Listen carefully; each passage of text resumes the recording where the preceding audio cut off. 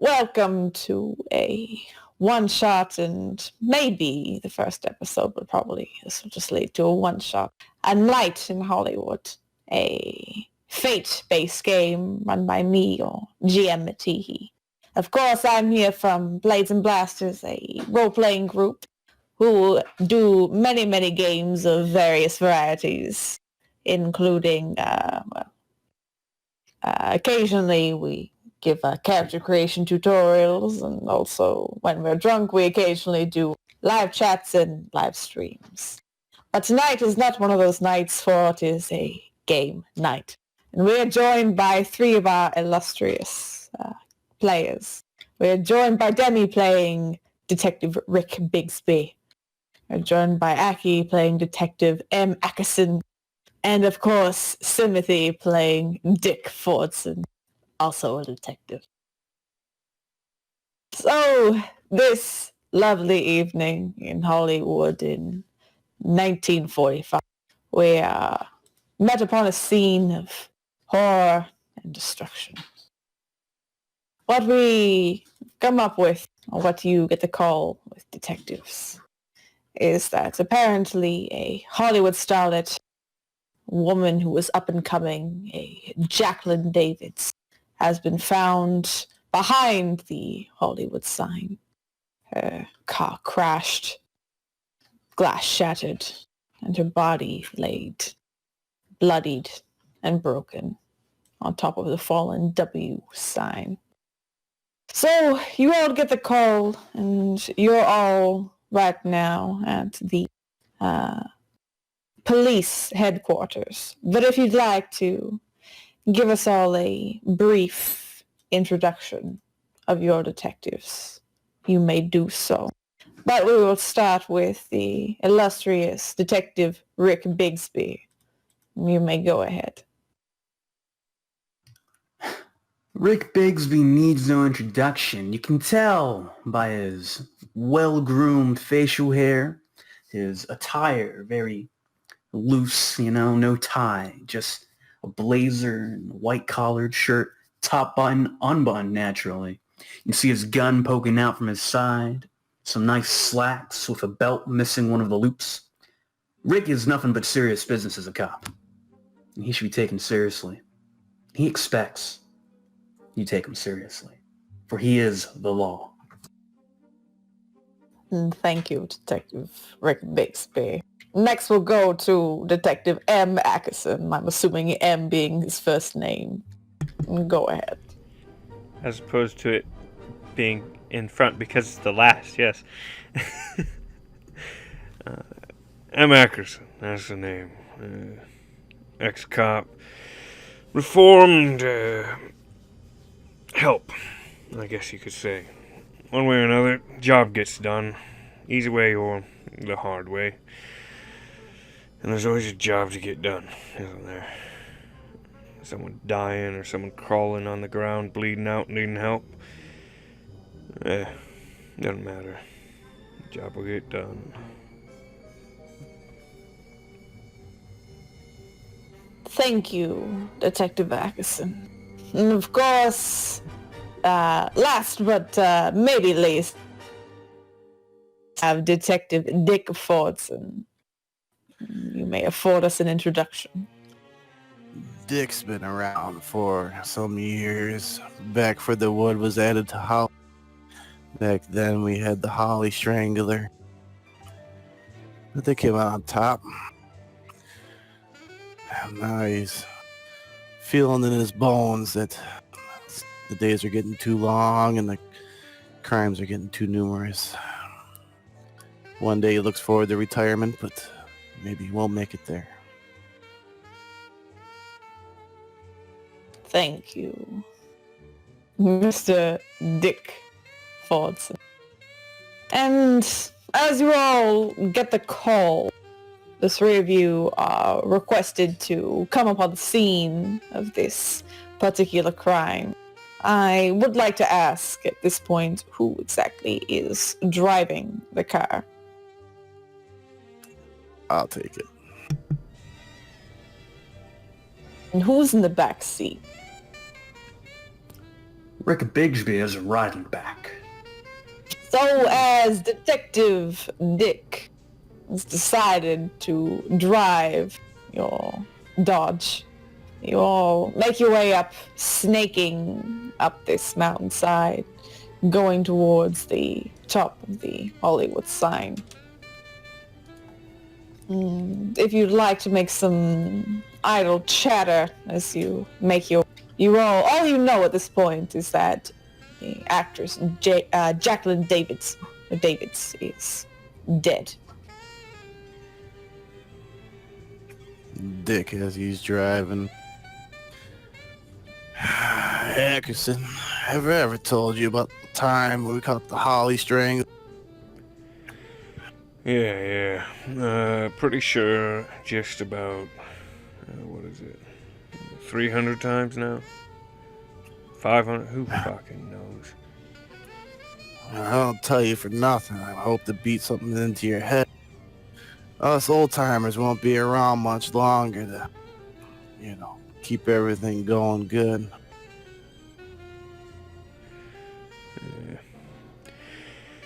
Well, there's nothing for it. Just keep working, keep making money, and he shrugs. Kind of exasperated with the situation in itself. I guess you keep on keeping on for now. Yeah. Action, pay Dick no mind. I plan on being here a long, long time. Yeah, you already look like you've been here a long, long time. Remember when I trained you up? Yeah, some years ago. I think Ackerson was still in diapers. Probably. But don't you forget everything I taught you. Yeah, Respect your elders, number one. And how can I forget all the good napping spots? Yeah, well, I do have a map. Yeah, if I could forget all this shit and get out of here, I would. But fuck if they have any use for someone like me anywhere else. That's what makes it special. Yeah, guess so. So you know about this, starlet, right? Got killed? Yeah, name's Jackie, right? Jackie Davis, is that her? Yeah. Jacqueline Davis. Oh, what a lady. No, what a shame. What a waste. Guess so. Can't say I have much taste for the higher-ups around here, but yeah. But you seem to know something about her, Bigsby. Oh yeah, saw all her movies. Star power defined. Long legs. You know, that walk. Oof, that walk. I could watch that go on for miles.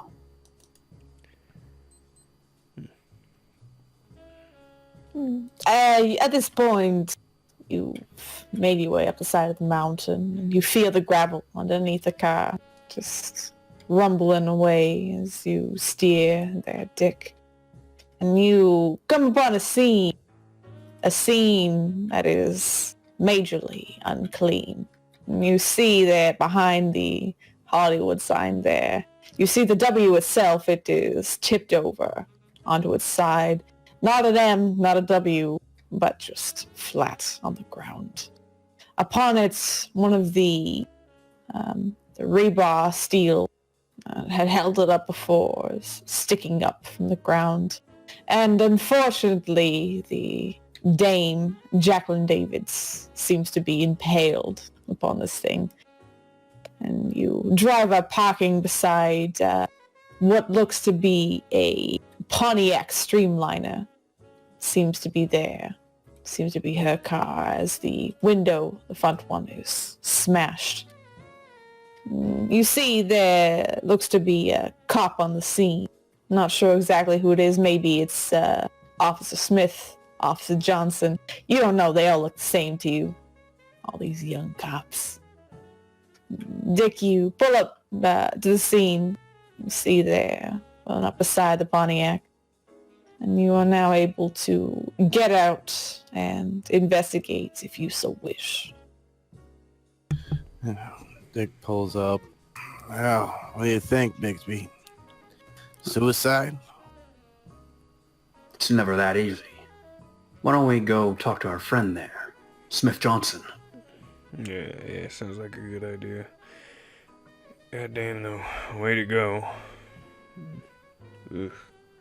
The prime of her life. Well, like you said, damn shame. I guess so. Alright. Let's go talk with our friend. You head out of the car, getting out, and I'm assuming you probably don't lock it because you don't really need to at this point. There's no one else around.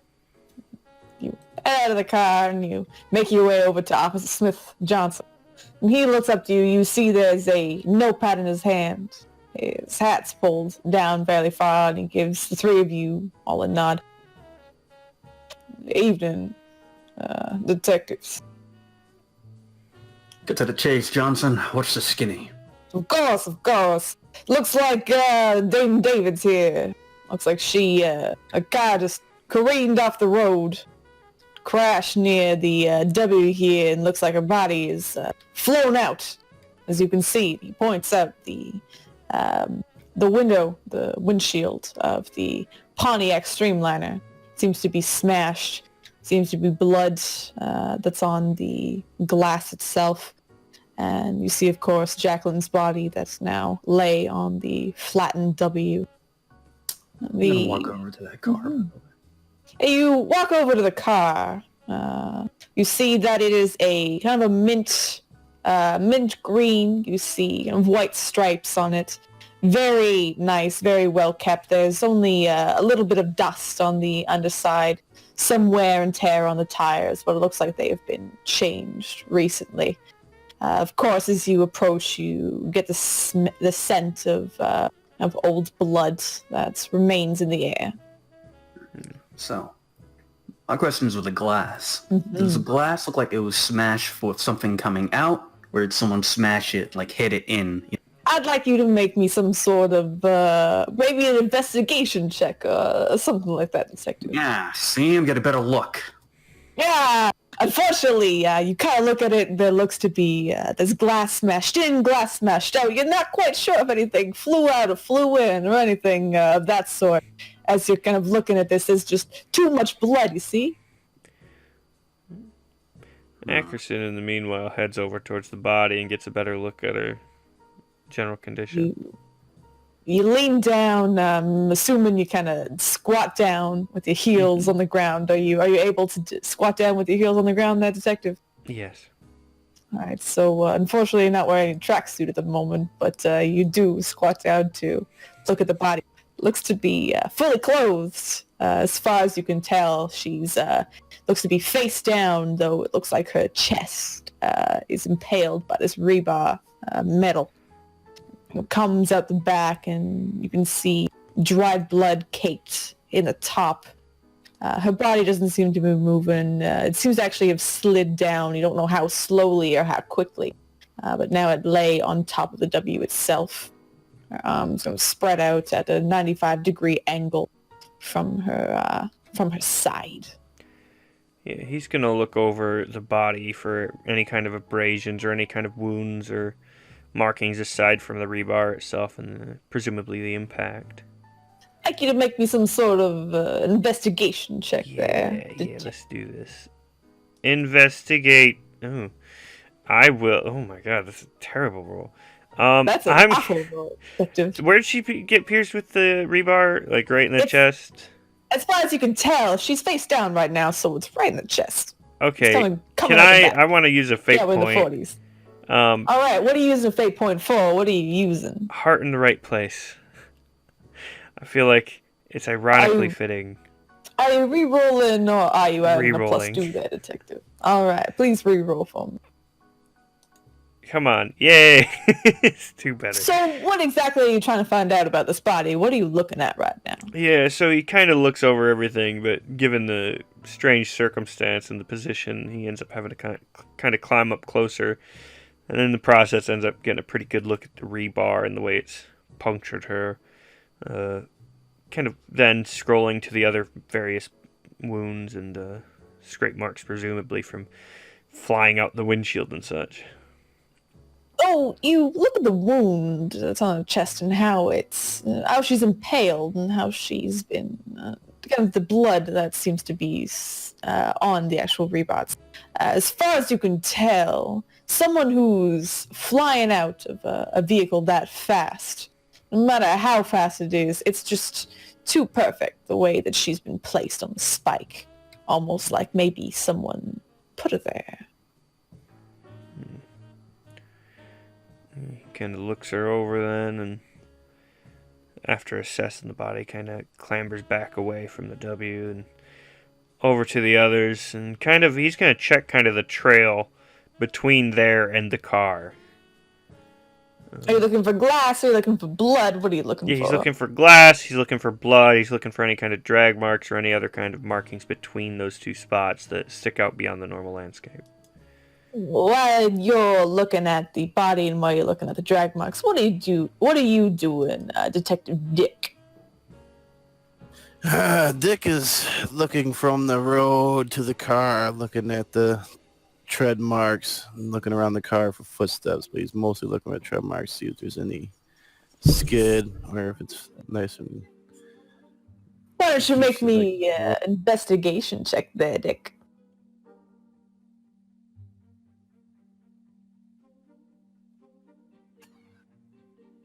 Unfortunately, you're looking at the road, and because it's a bit of a dirt road up here, you're not quite sure. You're maybe thinking maybe it rained sometime soon, either before or after Jacqueline had careened into the W here.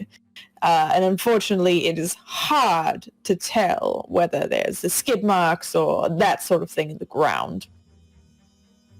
And of course, he's gonna keep following back to the car where everybody else is at. And you head back to the car there, Dick, and Detective Ackerson, you take a look to see kind of the trail, to see if you can see anything, whether there's blood, whether there's anything like that. I'd like you to make me another investigate check, or even anything that you might find appropriate in this situation. Yeah. Mm-hmm. Yeah, investigate. Yeah. You look down to see if there's any sort of trail, any sort of anything. Fortunately, you do see drops of blood coming from where the windshield is, going across the ground, and you do see it leading towards the body itself. No, any kind of other trail between those? No footprints or anything like that? It's hard to tell just because of you suspect between, like I said, between the time that she had careened into the sign and when she was found. There's been a bit of rain and maybe any footprints have been washed away, at least as far as you can tell. Yeah, Ackerson then heads back up to the car with the others. So, you guys found anything? No, looks like the weather destroyed anything I was looking for. Yeah, that's the way down It's there. half empty. Half empty, you say? She's been driving for a while. This was a suicide, as you mentioned earlier. Maybe. No, there's no way. No way it's a suicide. She's on there too good. Pretty much spot on in the heart. Are the keys still in the ignition? Yes, They are. We should search the car. Any drugs, booze? Good idea. You want to toss me those keys so I can pop this trunk? Yeah, I'll just fucking reach in and grab them.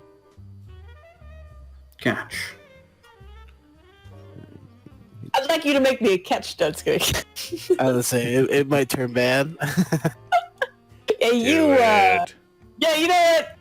Make a catch check or something. If these Whatever slide skill that down you the find fucking cliff, equivalent.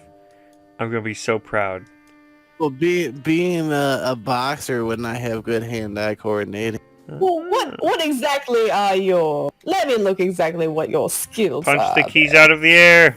So That's there's it. fight, there's rapport, there's notice, there's knives, drive, provoke. I don't have anything physical there, son. I mean, you could punch the keys out of the air if you really want to knock it to you, or notice. You know what? Give me a notice to see if you can notice Detective Bigsby throwing these keys at you.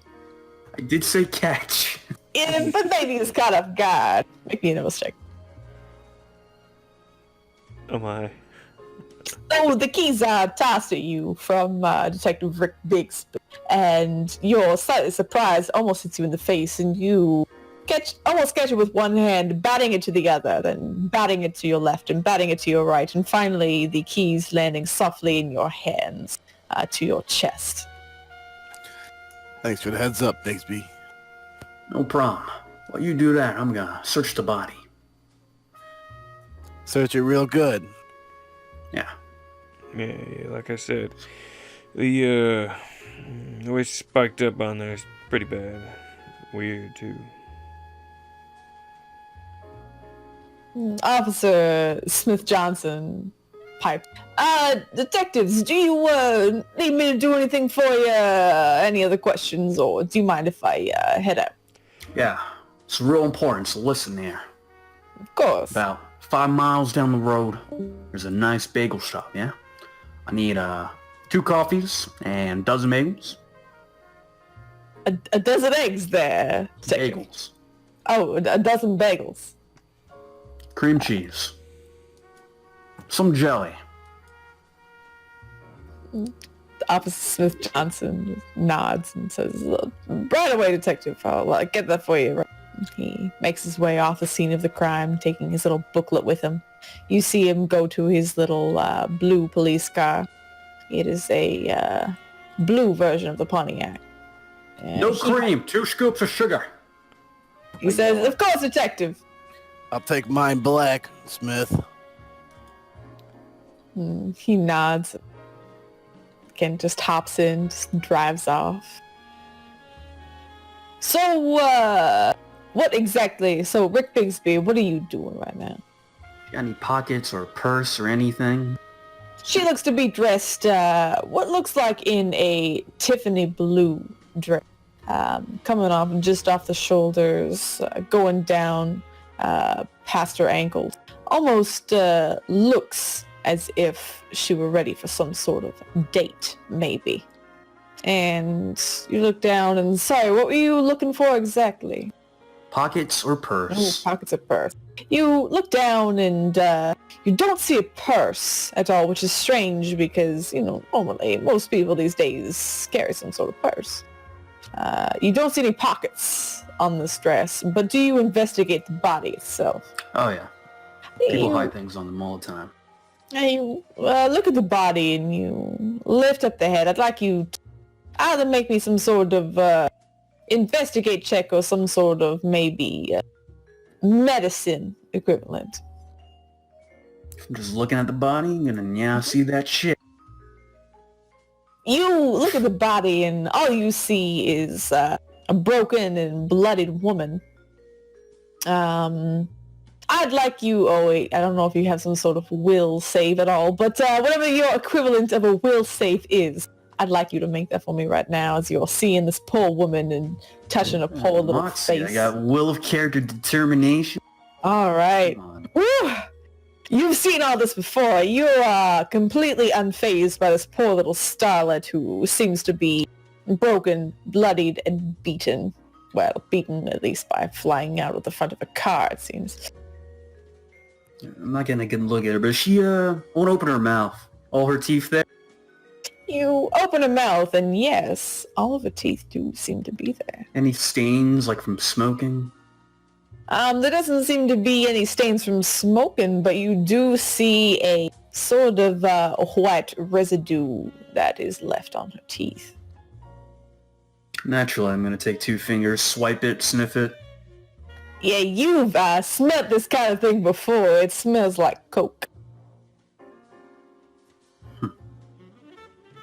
Alright. Cut to them. I got what I wanted. And Detective Dick, what are you doing while he's investigating the body? After catching the keys, he's gonna walk around to the trunk, just open it up and take a look, see what's inside, nose around. You walk to the trunk and you open up the boot. You open it up there and it seems to be empty inside. He's gonna give it a look over, make sure there's no secret compartments in it, nothing being covered by the car. Make me some sort of investigation check there. You look for some sort of secret compartment within the boot of this car. Unfortunately, as you're looking, as you're searching, you kind of lean very far into this car, not fully holding up the trunk, and as it is steel and it is very heavy, it kind of comes down on the back of your head. It hurts quite a bit. Some motherfucker. Ackerson's kind of up in the front seat, calls back, "You are right back there." It doesn't sound too good. No, ain't nothing going right back here. Fucking trunk. Yeah, it's that kind of night. Shit. Ackerson, in the meanwhile, he's gonna kind of look through the front seat and everything, and he's definitely gonna check the glove compartment and all that. Oh, yes. So you look into the car, and again, I would like you to make me an investigation check, sir. Yes. This is all investigation. Ooh, that's good. That's good. So as you're looking through it, you do find the purse of the victim. You assume it is also a Tiffany blue purse, which seems to match the dress that she is wearing. Has a little white bow on the front and is slightly gathered. Very cute little clutch purse. Other thing that you find within the actual car itself, on the floor of the passenger seat, you find a lipstick that seems to be sitting there. Ackerson kind of leans down, picks it up, and looks it over a bit. Anything stick out? Oh, you look at the lipstick. Do you open it or do you leave it closed? Yeah, he opens it gently, makes sure not to damage it as he does so or anything. You open the lipstick and turn it slightly to get the color. It seems to be this very deep plum color. The lipstick is. It looks to be used. You can see the smudge marks. Definitely looks like someone had been using it before. The actual lipstick itself looks to be in a black case, and when you close it, there's where the opening is. There seems to be a little band of silver. Christian will check the rest of the interior, see if anything else sticks out as he kind of pockets that. You pocket the lipstick. Unfortunately, actually, let me just see here. And the handbag, of course, as well, if there's anything in there. So there's nothing else in the car, but you do look in the handbag itself. Inside the handbag, it is pretty long, fairly wide. I'm not exactly sure, maybe like 10 inches wide or something like that. When you look inside, you see, of course, the various accoutrements. You do see a little snuff case. It seems to be there. There's also a few, one extra baggie, it looks like. I'm not sure exactly what's in there, but it seems to be a fine white powder. You also find what looks like a folded note that's in her clutch. Ackerson will open that up and check it, pocketing the baggie as he does You so. you pocket the baggie and you look inside the note. It looks to be some sort of restraining order. And the restraining order has the name of a Edward Johnson written on it. Would Ackerson know anything about this fella? Would he be another kind of famous person, or?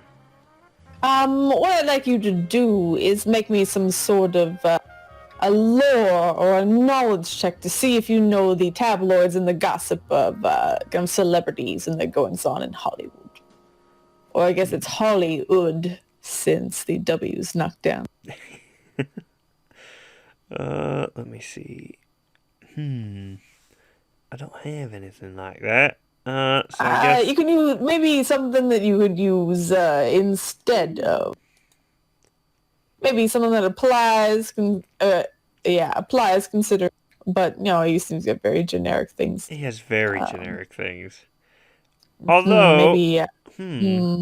if the guy has some kind of record, I could maybe go off of like investigate and use X copper and spend a few points.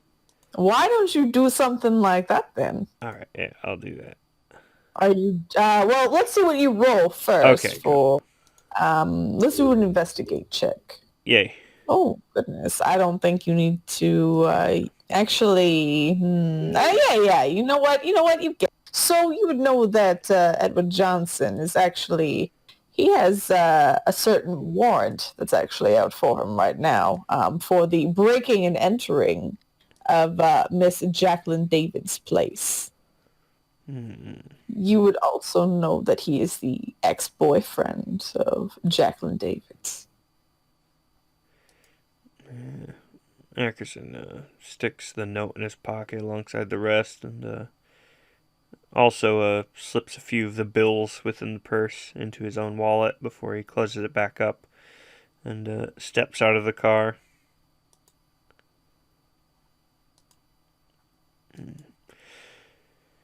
Hey, Dick. Yeah, what's up? Yeah, definitely something odd here. Got a restraining order, some kind of holds up the baggie. Probably coke.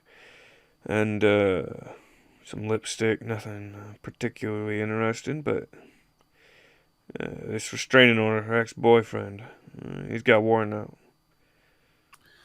out. So we're getting somewhere then.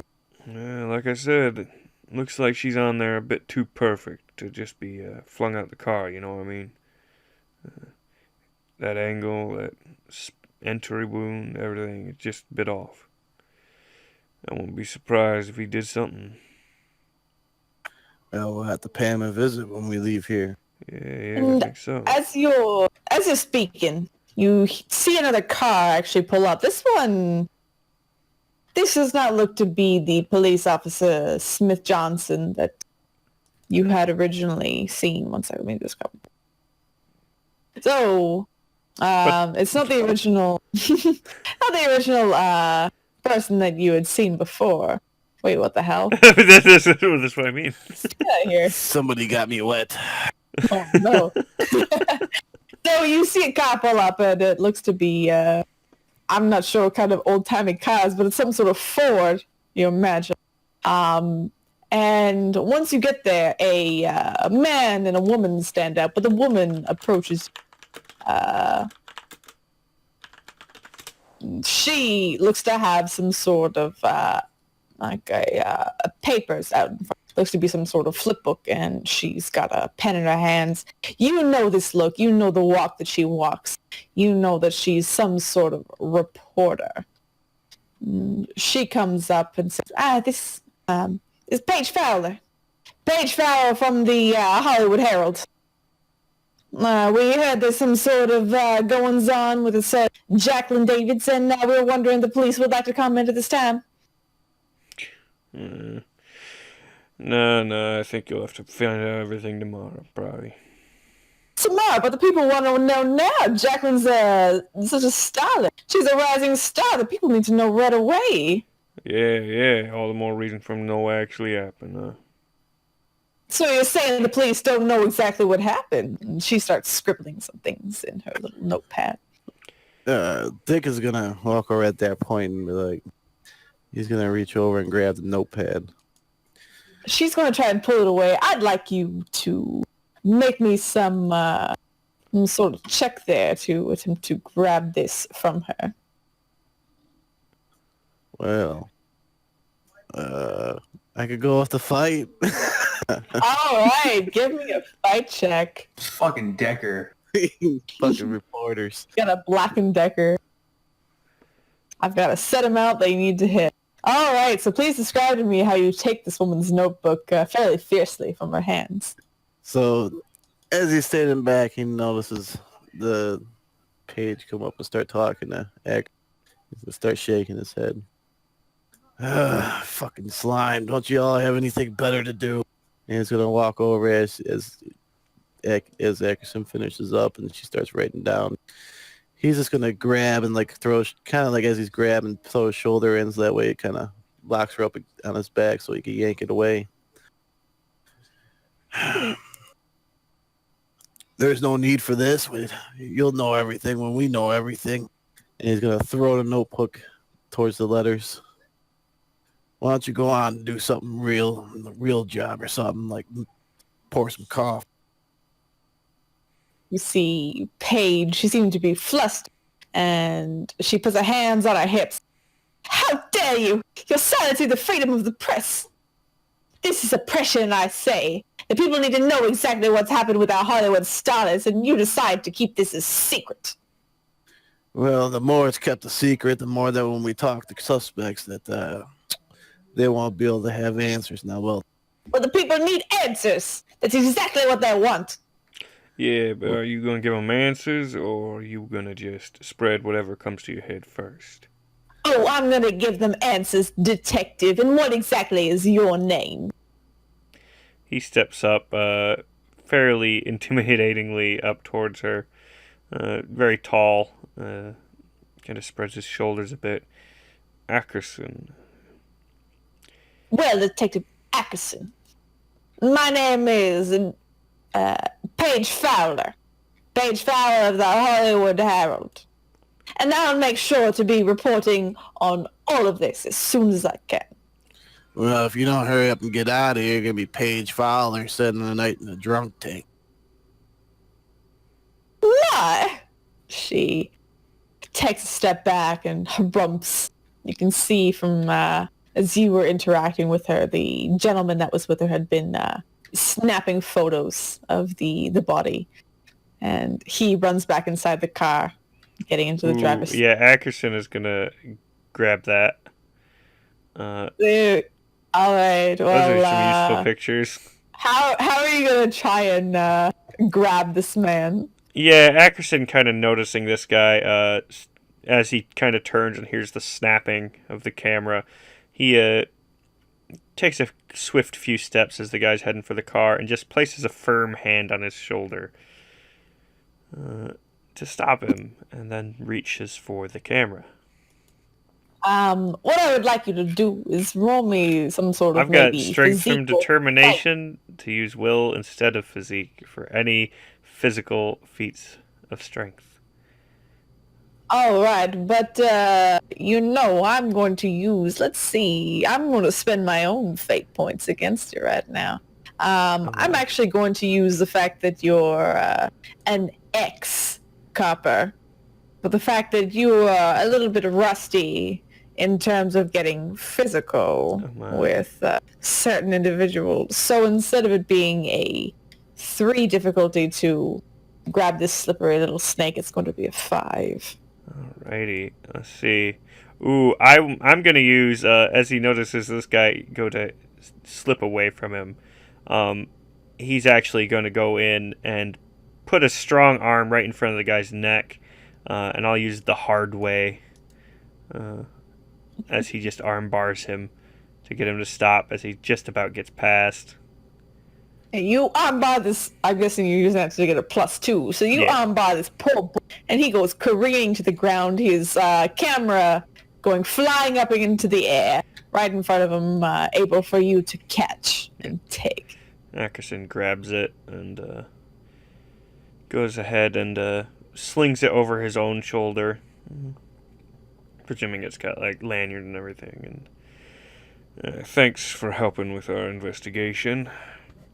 And then he'll walk back over to Dick. You can hear Paige. She's helping her compatriot up and getting into the car. You hear her shouting, You'll never get away from this, coppers! We'll make sure to report all of this. Every single thing that has happened to us. All this abuse. Well, that's alright, then we'll be seeing you soon then, won't we? Yeah, certainly sounds like it. What's Rick Bigsby doing right now? Yeah, I'm finished checking out the body. I'm gonna head over after all the commotion, all the yelling. You head over and you see Paige and her compatriot. They seem to be getting back in the car, and Paige just seems to be shooting daggers over at you. And me? Well, it's mostly at the other two. She seems to be focusing on them, but then again, of course, as you kind of approach, her eyes focus on you too as well, lumping you with these other two brutes. Seems to be the problem over here. And the problem is they're oppressing the freedom of the press. It's oppressive. Are you making some jokes there? No, I'm not making any sort of jokes. It's oppressive? Yes, it's oppressive. Freedom of the press? Yes, They're oppressing the freedom of the press? exactly. Don't you repeat myself, sir. Don't think that he's only a detective. Give her a big old smile. Name's Rick. But Rick, you may tell your other detective compatriots that they will be seeing their names in the papers. At least Detective Ackerson would be. Now, why would you want to go and do that? Because people need to know that the police, they're not cooperating with the press. We just want... Closer? You're gonna get closer, alright? Well, why don't we start cooperating then? I'm in agreement with you cooperating, of course. Well, I didn't hear what you said. I said, I'm fine with you cooperating, of course. Yes, it'd be in our best interest if we worked closely together. Paige, she raises an eyebrow, looks you up and down. Well, of course. I want to be publishing this story to make sure that the people know. People know the poor little starlet, Jacqueline Davids. Poor little starlet has been... And her wings have been clipped. She's fallen hard. Oh, yeah. I can see that, but you don't want to misprint anything. Make sure you get all the facts straight, right? And that's why I'm here. To get the facts straight. No, that's... I'm glad to see you. The people do need to know, you know. We gotta get out there. Why don't we work together, making sure the story's straight? Go over our facts. Of course. And she looks to you again. What exactly are you implying or trying to do, detective? Well, I'm Shane. Yeah, I'm pull out my notepad and write a little... Once we finish up here, why don't you head over to this address and we can go over things. She takes the address and she looks at it before putting it into her own clutch. And as she opens her clutch, she puts in a note and she takes out some lipstick and applies it before taking another piece of paper out of her purse. She places a kiss on it before handing it over to you, Rick. Ah, right. So I'll be seeing you later. Of course. And she gives you a wink before heading into the car. Her own car backs up and pulls out, starts driving away from the scene of the crime. See, boys, that's how you handle the press. Yeah, it certainly looks like you're gonna be handling the press, huh? I'll sure end up in the paper somewhere. Oh, I'm sure. But back to the case. Turns out a little starlight was on the blood. Yeah. Figured as much. He holds up the baggie. And, got some me see info that. on her ex as well. I want to try to take that bag from you. Yeah, he passes over. He's got no problem with that. Want to look it over, open it up, feel it. Does it feel pure? Does it feel unadulterated Coke? Does it feel like it's cut? Uh, Are you sniffing it? I'll give it a little sniff. Do you have a Coke now? Do you have a what? Coke now. I have a razor blade in my pocket. You take out the razor blade and you take some of the Coke and you look at it and you, almost like a fine wine, you kind of put in your hand, you swirl it around, and then you take a It's a very deep small inhale. amount, enough to get a feel for it. Yeah, you get the nose feel of the Coke. It's something to kind of get the quality. It's very, very fine quality, very well cut. How much do you think? Percentage? Come on, reach into your deep lore of drugs. There's a lot of Coke. It's like, you know what, It's like you know over what kind of Coke it is? 9,000. Yeah, at least. So you know what kind of Coke it is? You know how in America they make the Coke out of what is it? The fake Drugs? sugar. The fake sugar. The Coca-Cola. I'm talking about Coca-Cola here, Aki. Come on. So they make it out of not cane sugar, but the other shitty sugar. So that's like basic Coke, right? You know how in Europe they actually use cane sugar, right? So it's really good Coke. Like it's really, really high quality, and they advertise it everywhere. Cola, yeah. Basically like the basic Coke is like RC Cola, but this is like Coca-Cola. This is like European Coca-Cola. So you got some high quality Coke now up in your nose there, detective. Some pure stuff right there. Not cheap. Yeah, Christian rolls his eyes a bit. Yeah, looks like it. I mean, really. She's a star, right? She can afford it. Well, Yeah. good, I guess. Well, doing that, wetting my finger, putting some in my gum too, just gotta know what she experienced. Put myself in Of her course. shoes. Yeah, you lick your finger and you put it in the bag. You're trying to get a little bit of a taste of exactly what this poor Jacqueline Davids experienced before she died. You do get a little bit of a rush there as it's placed upon your gums and spit around. She must have been wired in. No way this is an accident. Too alert. My senses, I can feel them already. Sharp. Well, looks like her ex might have had some issues. Should probably go check that out. Correct. Yeah. He hands over the note. As you're kind of handing over notes and Mr. Smith Johnson comes back in his car. He has lots of bagels and some coffees for you. He comes out and distributes the coffees amongst you. Distributes the bagels as well with the cream cheese. And he looks to you all. Detectives, I just want to say that you know that poor little what's her name again? Jacqueline Davids. Yeah. I actually found her house keys as well as I was looking. And he pulls it out of his pocket and hands it to you. Yeah, Detective might be Acker. something. Is that right? How come you didn't bring this up earlier? I was getting bagels.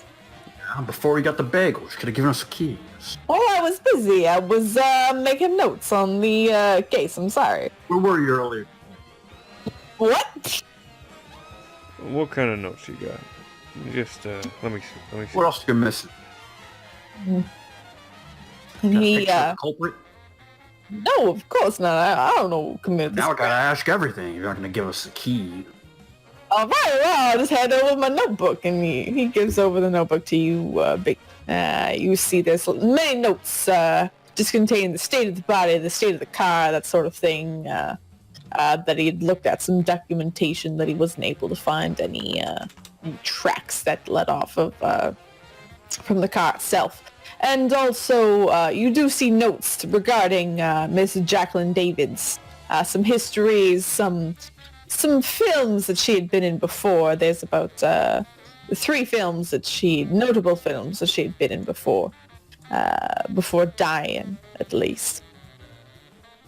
I'd like you all to make me, just regarding Miss Jacqueline Davis, I would like you all to make me some sort of lore or some sort of knowledge or the equivalent check. Yes, flashbacks is perfect. I know got nothing. booze. Oh, I know You got everything. So I got booze. Unfortunately, booze does not help in the case, detective. I don't got anything with lore. Is there a basic? Mediocre. Yeah, just roll. Oh fuck! I You can just didn't put add any. mediocre. Just click add, and then instead of Yeah, terrible, yeah. make it mediocre. And And then click one put of the empty everything. things. Yeah. Exactly that. Hey. So perfect. So, it's mostly just Ackerson Bigsby who remember this sort of thing. For the tabloids, that sort of thing, all the popular cultures and whatnot. You would know that it was fairly recent that poor little Jacqueline had actually broken up with Edward Johnson. And she seemed to have gotten with a new man, a Ronaldo Vance, as well. Actually, all three of you would know that, but the two of you, Bixby and Ackerson, specifically know that Miss Jacqueline Davis actually has a twin sister as well. You don't know her name, though. Any, Is there any kind of identification in the car or on her? Yeah, you do find her driver's license. It's definitely her, and not the twin. Yes. Well, that's interesting. Smith, I need you to take this and hand the bag of coke. And Smith Johnson takes it and looks. Of course, Detective, you want me to turn this into evidence? Take it to the lab first. I Lab? want you to go over our files so we have anything of the same cut. Link it to any criminals on record. I mean, I can try, Detective, but I don't know if our technology is advanced enough for me to do that. Come on, forensics. That's been around forever. I'll try, Detective. We're a little bit in the negative in terms of technology and that sort of thing when it comes to at least funding for the police services. But I'll try. I don't like your sash, Smith. It's not sass, sir. It's just a obvious observation. Where are you from? Oh, I'm from here, from Hollywood. Here in LA. Yeah, I What grew kind up of here. life you been here? Well, most of my life. How old are you, Smith? Oh, I'm 18, sir. Grab him by his collar. He looks very scared and shocked. You see his eyes widen. You see that he is very beautiful blue eyes. Smith, I've been here for 48 years. As a cop, okay? Now when you talk to me, you better show me some respect. That is back talk. Yes, Detective Bixby.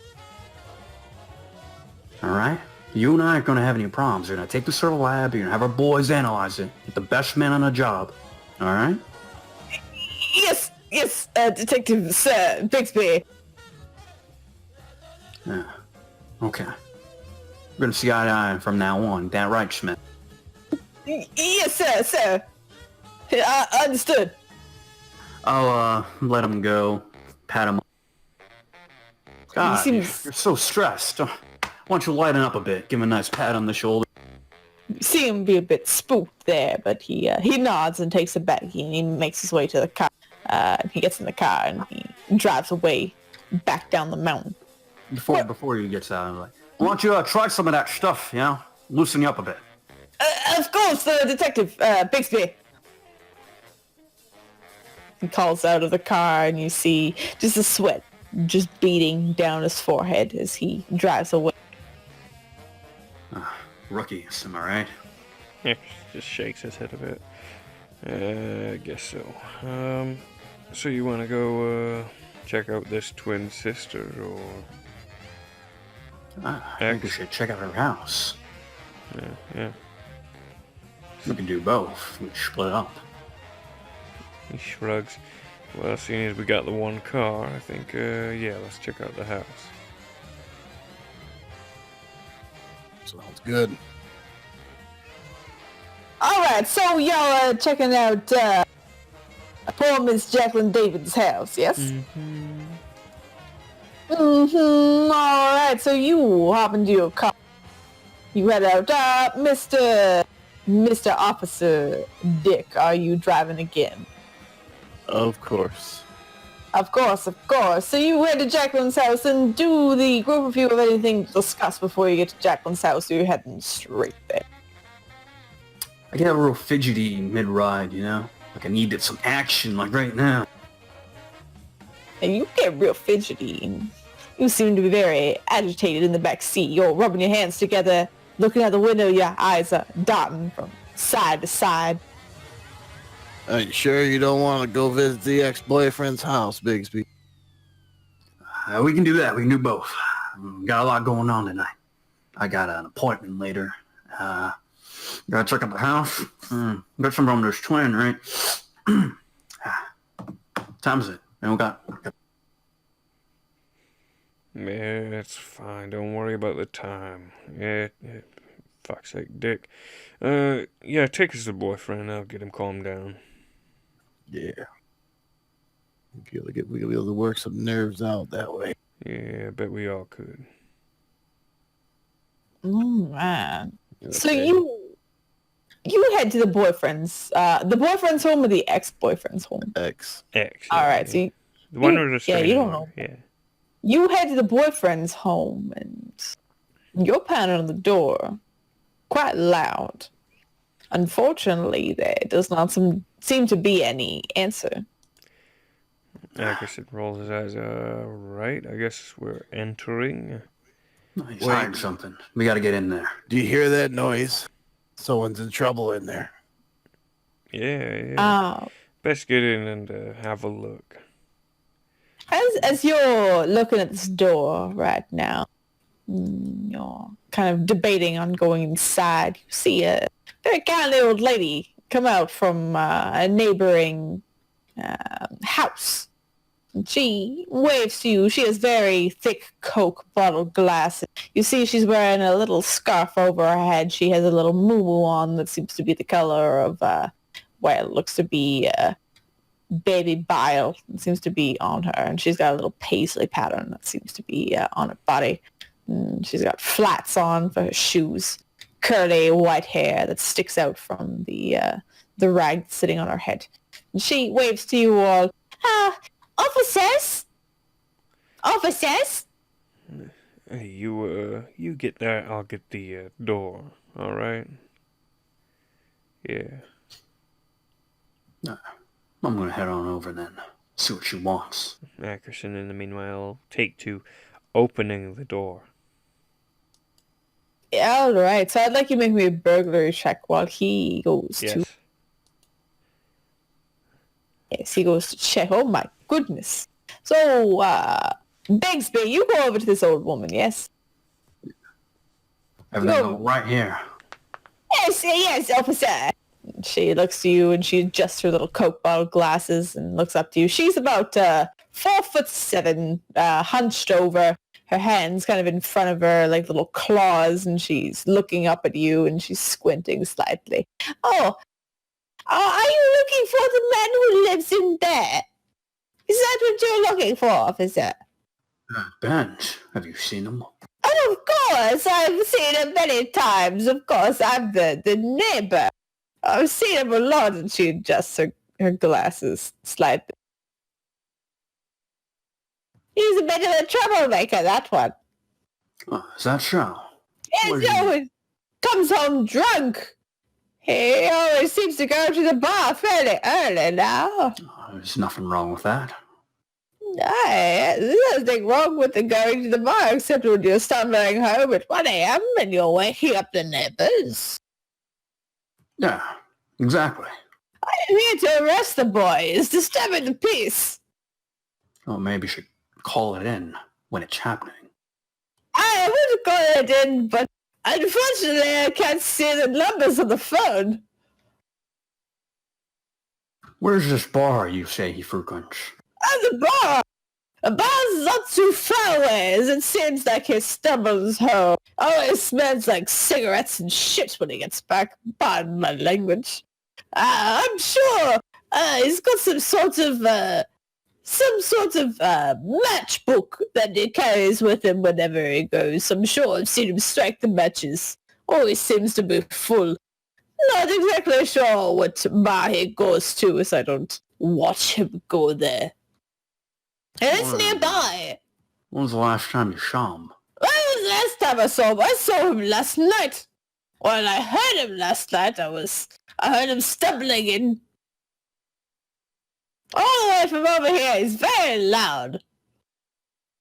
Is that right?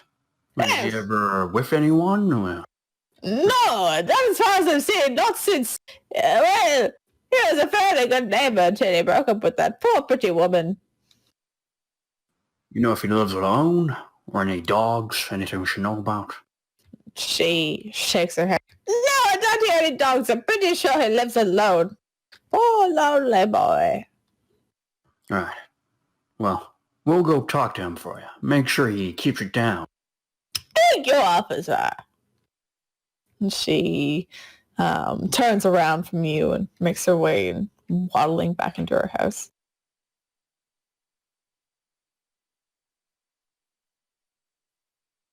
And what do you do from here? He's breaking in, right? So. Yeah. assume- So, Detective Ackerson, what are you doing while this poor old lady is describing what's going on to Bigsby? Yeah, so as they're conversing, Ackerson pops out a small set of tools, sticks them into the lock, and begins messing with that. As he gets close to a point, he gets a good grip on the doorknob and slides something kind of into there further, and with a click and a pop, it simply starts wandering open. Well, look at that. The door was loose. Yeah, well, you know, you better make sure everything's safe inside. Yeah, definitely.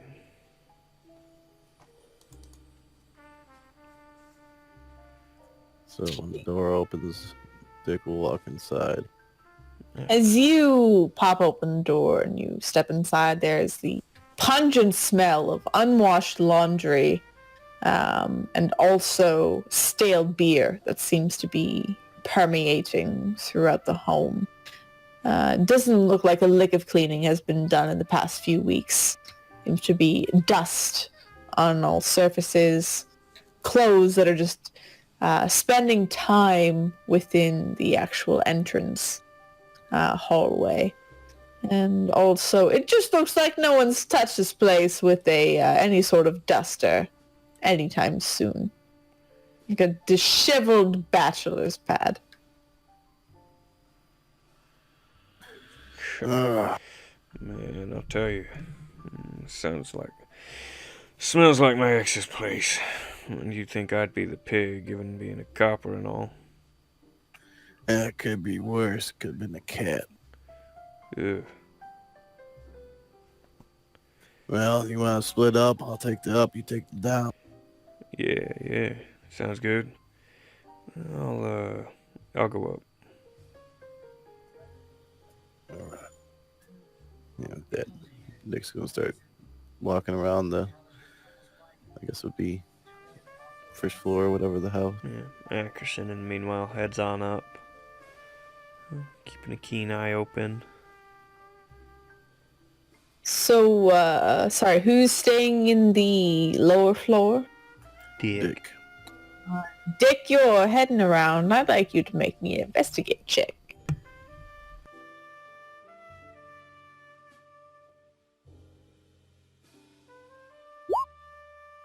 You're heading around the home in the main area. And actually in the kitchen, as you make your way inside there, you find curled up on the actual table there seems to be some sort of rope with a makeshift grappling hook almost. Seems to be curled up there, in a messy heap. There also seems to be some sort of satchel or sack that seems to be sitting on one of the chairs. He'll make note of the coiled rope and take a look at the satchel. Open it up. You open the satchel and you look inside, and there seems to be a very plentiful amount of women's items, from hairbrushes to perfumes to makeup, that sort of thing. What in the world? I'd like you to make me some sort of knowledge check or something like that. Something equivalent to remembering. Oof. You have no idea what this woman's things is for. Maybe you think that he used it or some sort of thing. Some sort of strange male ritual that only heathens and deviants decide to partake in. Yeah, this is a little beyond me. He's gonna go ahead and close the satchel up and keep looking away. He's gonna keep notes so that way he can tell, obviously it's out of place. Take out your part paper and you start making notes. And meanwhile, upstairs, Mr. Detective Acker, where do you look exactly? The bathroom, the bedroom, the spare room? Yeah, Ackerson, let me see. Yeah, first place he'd look would probably be the bedroom. Yeah, you look in the bedroom and you see a small writing desk that seems to be there. Of course, with lots of clothes that are strewn across the floor, and the bed that seems to be I would like you to make me an investigation check. Yeah, he's gonna, in particular, look for any clothes that seem most recent, or anything that looks like, you said it rained before, right? So it probably would have been a bit of mud, maybe, so... Yeah. Anything like that, and any kind of papers that look like they might stick out, or journals. Sure. Yeah, he's looking for basically everything. Boom. Find all the You don't things. see anything that has to do with you don't see any muddy boots that seem to be here, or any muddy clothes, anything that has been rained on, or anything. But you do find on the writing desk there seems to be some sort of letter that's folded up. Yeah, he takes a look at that. You open the letter and you take a look. It seems to be a love note that has been written to the Jacqueline Davids. Seems to be some sort of begging her back, that he misses her and that he wants her, wants to hold her again, wants to be with her, and so to take her away from her abusive boyfriend that she now is with, Rolando Vance. Anything here, give a timeline on this? No, there's no dates. Alright. Yeah, another idea. Ackerson's kind of looking around. If this guy were looking to hide anything, it'd probably be with anything valuable. So could I roll a burglary as Ackerson kind of tosses the joint for any value? Sure. You can toss the joint. So you're just looking for valuables? Yeah, he's looking for or- any kind of stash or anything where he'd keep, like, any kind of good stuff in any regard, really. Because he figures, if the guy has some kind of stash, something important, he'd... well, there'd probably be other good stuff worthwhile checking anyway, so he might as well. Sure, as you are looking around, you find a few items. You find a watch, you find a ring, that sort of thing. You actually find a ring in a black velvet case, it looks like. Almost like he was going to propose or sort of something. It looks like a women's ring that sits in there. You also find a framed picture that seems to be hidden under the bed there. You find a framed picture of Jacqueline Davids. You find that it's signed and it says, "To my love, Edward Johnson." Anything And else? then signed. No, you don't find anything else in here. When did you say it was signed? There's no date on it. It's just a note. Okay. Yeah. It's like one of those portraits, like a black and white Yeah, portrait I of figured. Jacqueline. Yeah. Yeah, he pockets that little ring box, quite curious, and assuming that the whole place has been tossed proper, he heads back down. Or, oh, actually, he'll head to one of the next rooms. You said there was the, I think he'll There's go a to, bathroom in a spare room. yeah, he'll go to the bathroom and toss open the medicine cabinet, see if anything sticks out in there. If the guy's on something. Some like anti-anxiety pills, but otherwise there's nothing of interest. But at this point, Detective Bigsby, you'll make your way back inside. I didn't see him. I walk in there. I smell the alcohol. You smell the alcohol. Do you try and seek the alcohol? Is the question. Absolutely. Yeah, your nose. I'd like you to make me an investigate check there, Mr. Bixby. Investigate. Why not Yeah. alcoholism? Then? Yeah, really your alcoholism. I'll follow my nose. You follow your nose and you find a very large cabinet full of an assortment of alcohols, very aged whiskeys, that sort of thing. No beer, of course, because this man is a man of class and a man of, taste. There's lots of whiskey that seems to be within these cupboards. Grab me a couple bottles. Go look for his glasses and pour me some. And go to the kitchen and you see Detective Dick there. You take one of the glasses, you're taking it out of the the cupboard. Taking one of the glasses and you pour yourself a small snifter of whiskey. Freezers were invented in 1940s. Does he have one, and is there ice? Choose high or low? High. Low? High?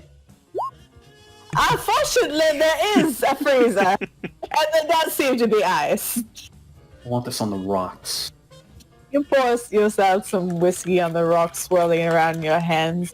You take a deep sniff. It is very, very nice whiskey.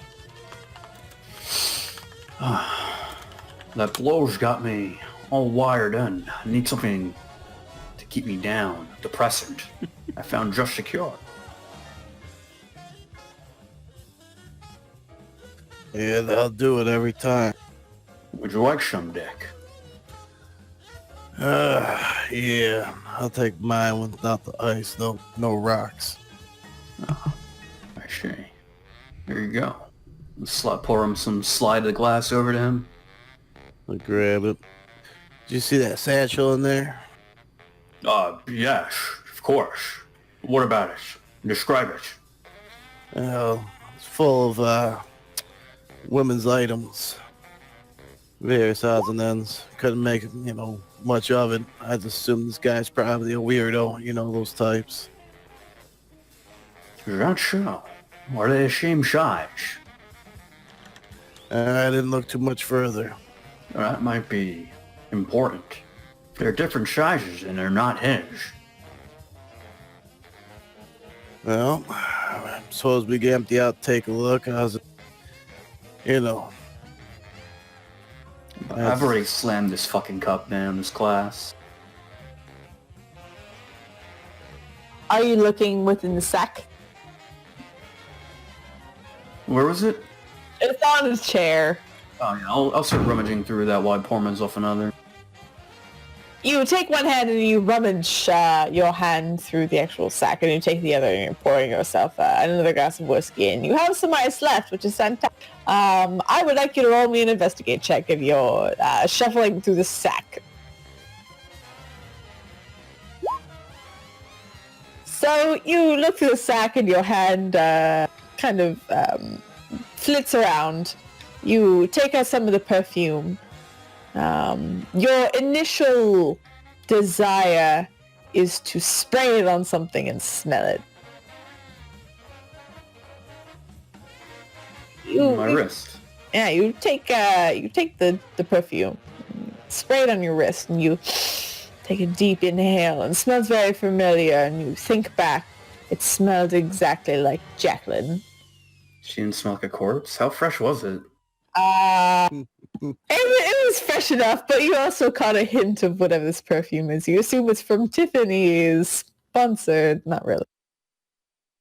Oh, you know something weird? That corpse smelled like this perfume. No, I didn't get that close to smell nothing. Did she have a bottle like this in her car? I don't know. We have to ask Ackerson. I didn't see no. Nackerson, you happen to make your way downstairs, not finding anything else upstairs. You hear your name being called in the kitchen or being mentioned in passing. Ackerson kind of gazes through the hall and everything, looking at everything he can spot, but not finding anything else. Kind of steps in. What is it? Something else. Ackerson in the car. It's her perfume bottle. Oh, yeah. I'm asking you. Did you find it in the car when you were searching it? Oh, no. Got the lipstick, though. Is there any lipstick in this bag? Is there any lipstick in that bag? Ooh, you know what? You can't find your lipstick, but Ackerson, if you want to look through this bag, you can. Yeah, Ackerson will... So you just fucking dump it all on the table? Yeah, you dump it all on the table, and I'd like you, since it's all on the table, all of you can look at it, and all of you can make me some sort of investigator, the equivalent. Yay! Is there stuff of valuable here? I think... I mean, there's perfume, and there's Okay. whiskey, and... Investigate. Ooh, wow.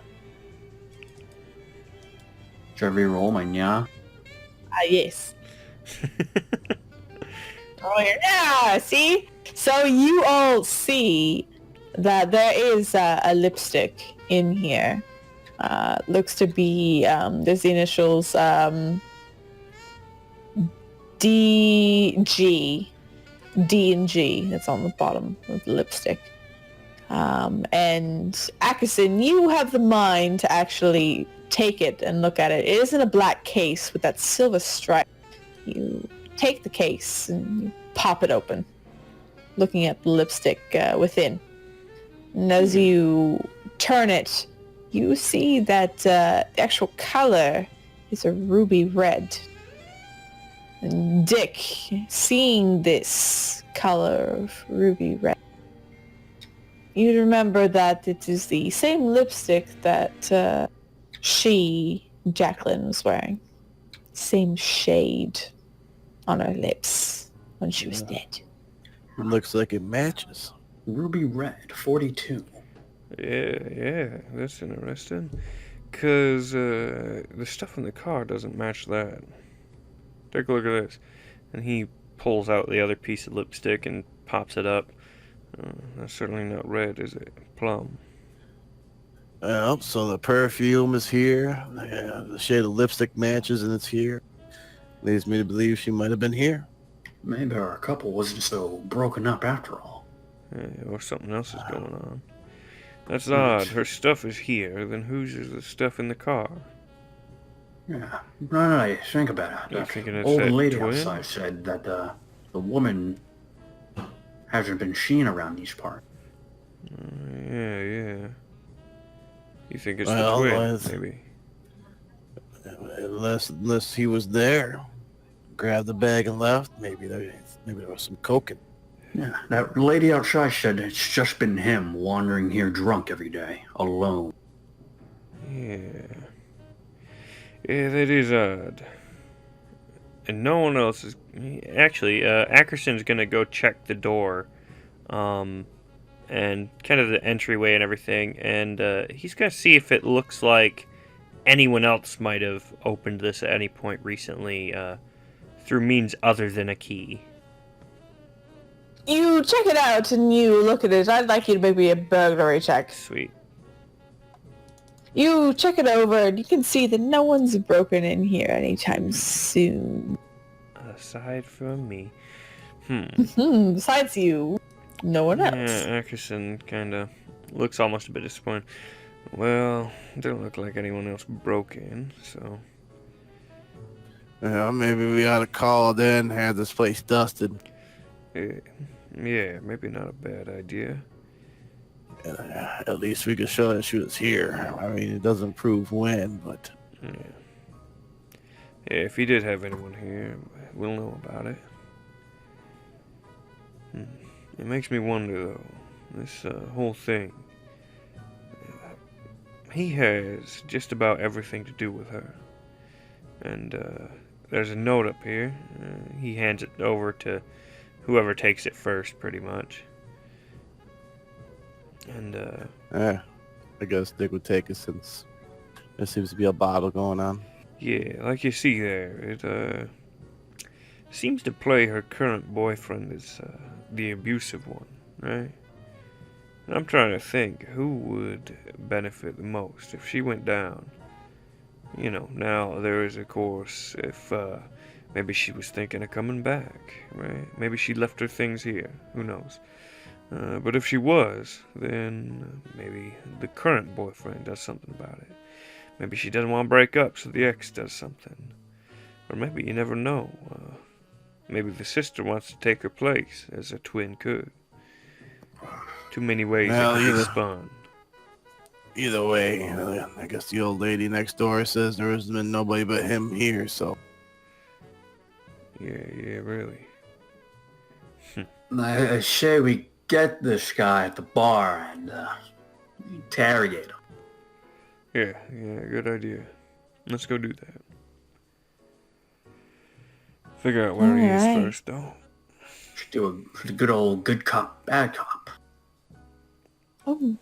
As you're kind of sitting there and you're looking down at the spread out things, Ackerson, you notice on the kitchen table, one of the kitchen counters, there seems to be some sort of matchbook that's there. Ooh, yeah, Ackerson will pick that up and take a look at it.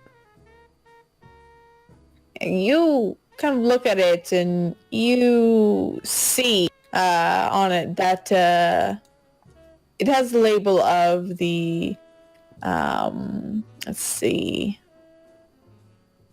it is called the Hopped Owl Outpost, and it has a little picture of an owl on it with giant irises and a smoke, also a beer under its wing. And Does this look like any matches have been taken out, used? About 3 approximately, and you know just from geography that there's actually a nearby bar with the same name. Well, here's our spot, looks like. He must frequent the place. Or at least he's been there. No time to waste. Let's get on over. Yeah, might as well. I'll drive. Yeah, no.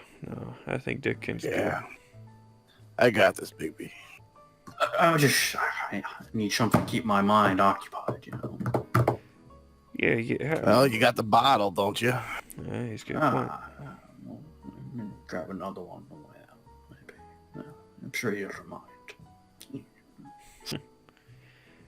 So you take another bottle into your hands there, Big B, and you head out, and sorry, it's Dickie who's driving, yes? Unfortunately. Alright, so Dickie, you hop into the front seat, of course, and you head off to the bar. The Hopped Owl Outpost, I think I called it. And you make your way there. It's about 2 blocks away, not very far. You head in there, low light, of course. It's getting to the afternoon at this point. And you see a number of folks, number of degenerates that are there sitting at the bar. You see them all with whiskeys or some sort of beer in their hand. They seem to be hunched over, kind of shoulders very much forward.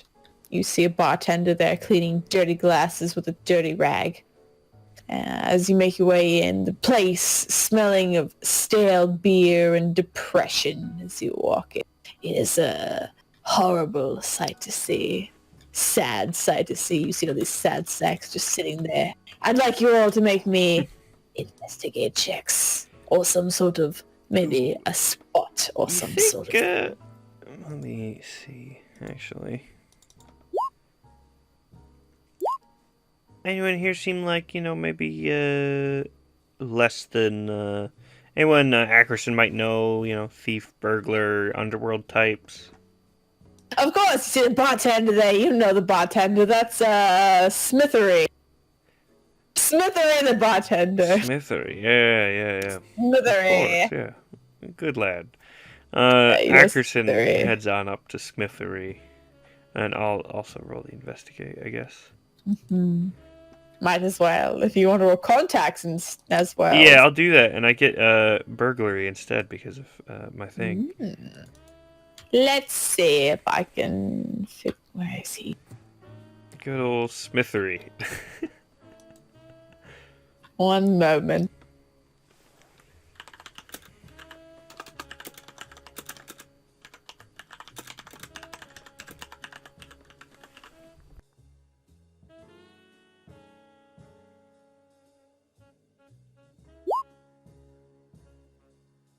Oh my. So as you head to the bar there and you're about to speak to Smithery, your contact, and he gives you a wave with a dirty dish rag. You've been to this place before, the hopped owl. What did I call this again?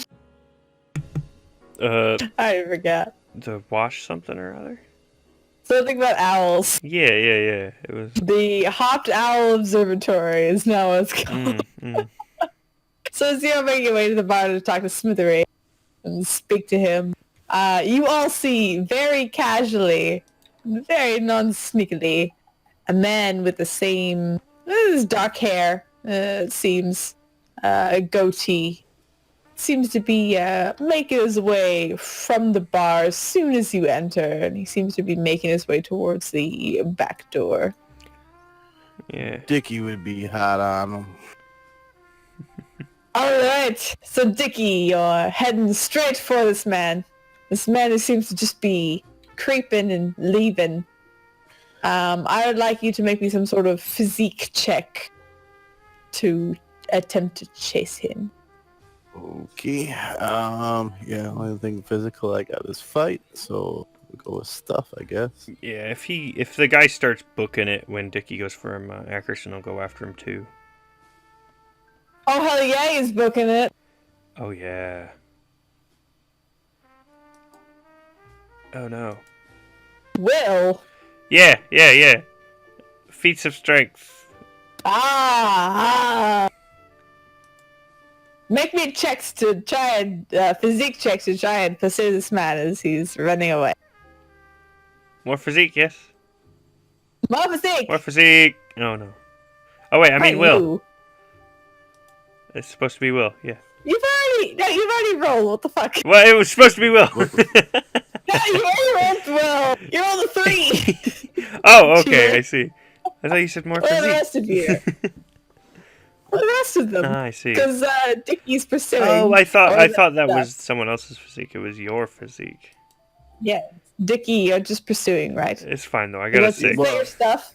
Is that your Yeah, stuff? that's Will? my stuff. That's All what I right. got. Unless I can use fight, because he's not gonna be nice about taking him down. So you attempt, Dick, to chase this man, and as you're approaching, he's walking away. But as you're approaching, he sees you, and he instantly books it for the back door. And he pushes actually someone out of the way, another person into the way. And as you're running after him, trying to chase him, you bash into this other person, crashing into them and not careening to the floor per se. But you are slightly stumbled. You're not upon him at this point, but you can still chase him as you see the back door of kind of towards where the cooking area is, you assume, to be swinging right now, as it is a one of those doors that has hinges that the door can swing from side to side. And there's just a panic that seems to be in the kitchen right now. What do you do? Well, first thing Dickie's gonna do is yell, "We got a runner!" And then he's gonna give chase through the door. Yeah, Ackerson's gonna, of course, follow through. Actually, I got a thing. As he sees this guy running, he kind of just shouts with a growl, "God damn it, I'm gonna make your life a living hell after this." And I want to use provoke violence on the guy. So roll provoke to create an advantage. And I can use a free invocation to become target of his next relevant action. Yay! Drawing his attention away from another target. Yay! Provoke! Oh my goodness! Oh shit! Oh my god, so willful. He's so scared. Yeah, this guy just is not paying any attention to you at this point. He's just fleeing. As you make your way through the double doors and you push them aside and them swinging behind you, you see him pushing his way through kind of these cooks within the bar. There seems to be only two, but he pushes them aside and he just keeps running for the back door, making his escape. Nice. Ackerson will keep pressing pursuit with Dick. All right, so Dick and Harry there pursuing. What is Bakes Bay doing right now? I'm gonna go to the bartender who would know all his patrons well enough and start interrogating him. Yeah, you see Smithery.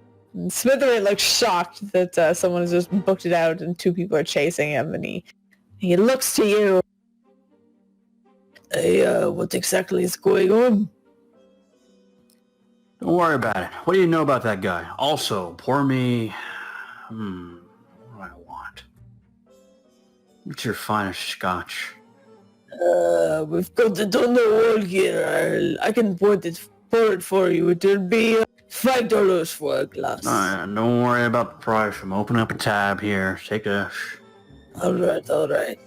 Yeah, pour you a glass of very expensive whiskey. While you're doing that, tell me about that guy. Oh, you mean Edward? You mean Edward? He comes in very often now, pretty much every day. Yeah, you ever talk with him? Problems going on? Any? Of course, he seems to have women problems all the time, but who doesn't have women problems? You know what I mean? And he cackles and he elbows you. I don't have women problems, okay? Women come to me with their problems and they walk away. Do you tell them to shut up about the problems that usually solves it? Yeah. Tell me more about Edward. Of course. Edward is a complicated man. Seems to be obsessed with this previous lover. Tell me why he killed her. What? I don't think he... What? You see there's a surprise on the bartender's face at this point. And he puts his fingers to his very luxurious mustache that he has and seems to twirl it in his hands. I'm not sure what you mean. He seems to be very kind man. So. Very drunk man and spends a lot of money here. But I don't think he had... I understand you want to protect your return customer, but I'm gonna pull out my badge. I'm the law, okay? Oh, the law! Of course, try to help you as much as I can, Mr. Lawman. If you're not being honest with me, then we're gonna have a problem. This is a fine establishment. I could be a returning customer. Well, how does that sound? Would you rather Would you... let me get another. All right. And he pours you another one and slides it over to you. He looks to you with there's a scared look on his face. The other patrons are also kind of nervous, but they're mostly keeping to themselves. And the bartender answers you. Of course, I'll attempt to tell you everything that I can about Edward. Yeah, you better be honest. We can be good friends, or I can be... trail off. I'd rather be good friends. Nah, it's a good choice. You're a smart guy. I try to be. So, you want to know if he's criminal, yes? I know he's a criminal. I just want to know why he did it. You see the bartender shakes his head. I've known Edward for a good 3 weeks. He doesn't seem the type of person to be able to kill. Right. Go on. Yes, he seems very, very kind, but also, how you say in American, pussy. Pushy, huh? Yes. Does not seem to have the balls to be able to kill someone. You'd be surprised what a little liquid confidence gives you. True. Maybe it did kill the woman. What are you talking about? I don't know. A woman? Did I say it was a woman? I'm assuming it's always about a woman. Oh, yeah? Assuming, huh? Yes. So, bold assumption to make. It is always about women. Oh, yeah, maybe you're right. Maybe I'm just reading into this too much. And, as you're speaking to the bartender, what is Ackerson and Dickie doing? Chase the guy. If neither one of us are able to catch up, Dickie's gonna follow the fleeing felon rule. If he can't catch up to him, he's gonna shoot at his legs. Yeah, seeing All Dick right, draw, well- Ackerson draws as well, getting ready in case he needs to. Well, why don't you make me first a, what is it?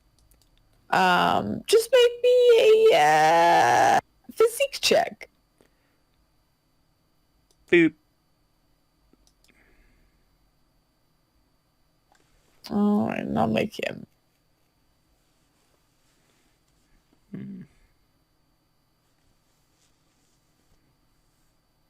So, let's see. So, Ackerson, you're keeping up with him, but Dick, you're lagging behind quite a bit. You actually bust the doors and you end up outside into a parking lot. You see a number of cars and he seems to be running fairly quickly away from you. Do you intend to shoot at the man?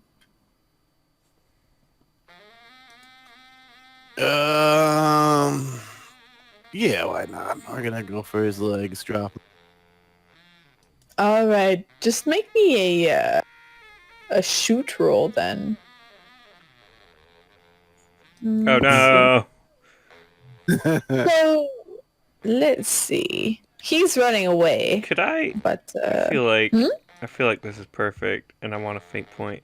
Can I use the hard way to make it hit me? You want the bullet to hit you? I think it'd be interesting. So you want to use a fate point to make? I want to get a fate point back for the hard way. You know what? Sure. Sure. So describe to me how you get hit by this bullet instead. Yeah, so Ackerson's kind of keeping up. He's not really quite on the guy, but as the bullet whizzes past and doesn't quite land, it actually slicks through the back of Ackerson's leg up by the thigh, and here's a kind of a roarish grunt as he then attempts to keep going the hard way. I'd like you to make me a physique check first. Ooh, yay. I'm gonna say you take at least 1 damage from that. This is just to see how much damage you take. A damage. Yes, you take a single damage, but you continue to pursue this man on foot. So that was specifically for that, but make me another physique check to chase him. Are you taking another shot? You just saw your bullet go into one of your compatriots. Yeah, Ackerson is yelling and grumbling about something about Dick and being shot in the ass. Yeah, you see his ass is bleeding slightly. What do you do there, Dickie? At that point, he's just gonna start trying to run again. Alright, so you pursue. I'd like you to make me physique checks. Yay! Do it. Come on. Yeah. Yeah. Ooh! So Ackerson, you run fast enough to actually make it, you're within arm's reach now. It's the adrenaline from being shot in the ass by a dick. Yeah, so you took it in the ass from a dick. Yep. So they're pursuing him, you're within arm's reach. Just make me a fight check if you want to take this man I would down. love to. Oh no! What is it? Is it like 3 minus? Yeah, I'll use that fate point because we're doing this the hard way and re-rolled it. Yay! Let's see. Let me see what your. I'm gonna use 1 too Oh no! against you. I'm gonna use. I'm gonna use X-Copper again. Because you're old. To give him a +2. This is what he gets for coming back to do contract work with the fucking detective agency. Ugh. So you tie, but he's just like out of your grasp at this point. So Dickie, he's still slipping away. Actually, you're gaining on him, but not quite as much as Ackerson.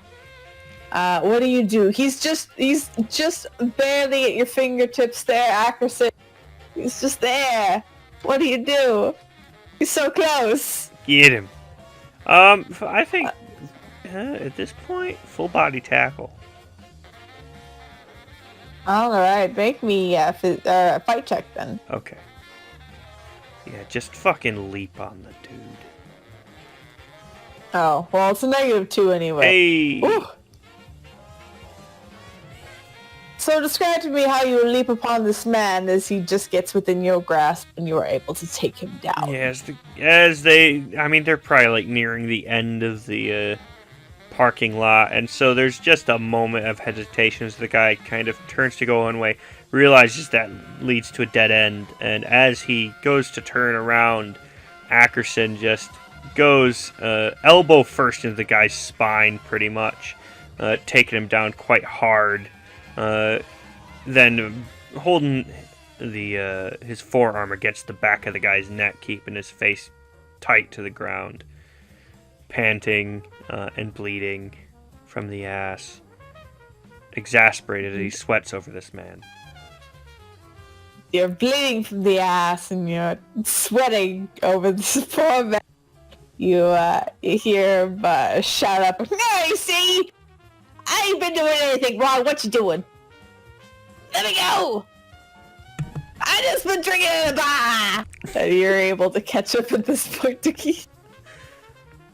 Dickie's immediately gonna kick him in the face while he's on the ground. Fucking shit. And you boot him in the face. And he's like, "Ah, shit! Why the hell you boot me in the face? I just been, we just go for a jog. What are you doing?" He's just gonna look, "You stupid fucker, why you gotta make us run after?" "Yeah, it's cause y'all fat cops, ain't you?" I'm gonna give him another kick. And you kick him in the face again. And he's bleeding from the mouth. You see a tooth pop out of his mouth as that happened. "Ah, my tooth! That's my canine! Ah!" And I kick him again. So you kick him and you kick him and you kick him.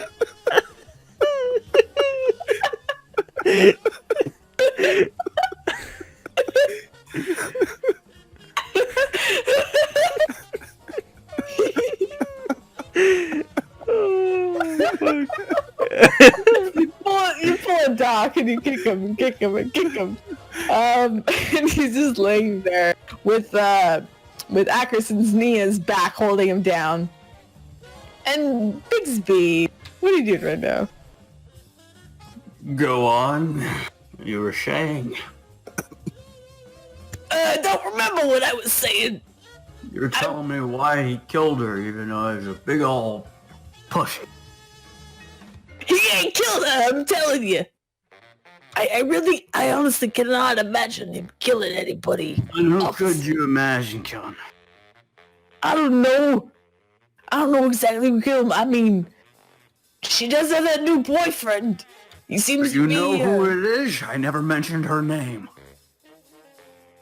He's been complaining about her for this entire time. I know all about the history with him and the Jacqueline DeReeson character.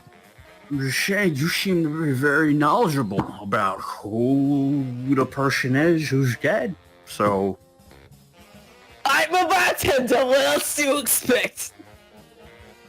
I'm gonna need some identification. All right. He leans under the bar and takes out some identification. He seems to be some sort of Russian immigrant, even though he doesn't have a Russian accent. Where were you earlier tonight? Where was I? I was here. I was at the bar. All of these fellas could tell you I was at the bar. And you see all the fellas around the bar nodding. What about our guy? Was he at the bar? And he looks at the other guys who nods. Yeah, he was at the bar too. Wasn't he at the bar first? And they all nod as well. How long has he been at the bar? He usually comes to the bar around 1 p.m. and then he stays until about midnight. And then he's too drunk, and then we always we just push him out, and he walks home. When did we get the call about this corpse? I got the call approximately, I'd say, about 4 p.m. And it's from today? It wasn't like... Did it look... I mean, her perfume was still there. So I'm assuming this murder took place today.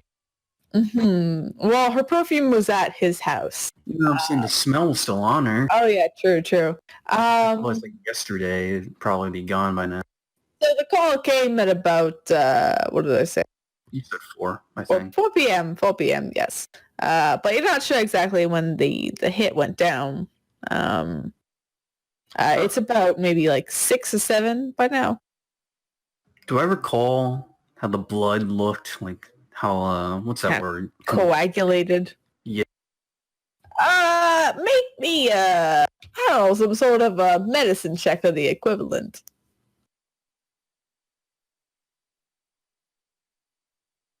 Uh, We'll do a basic bitch test.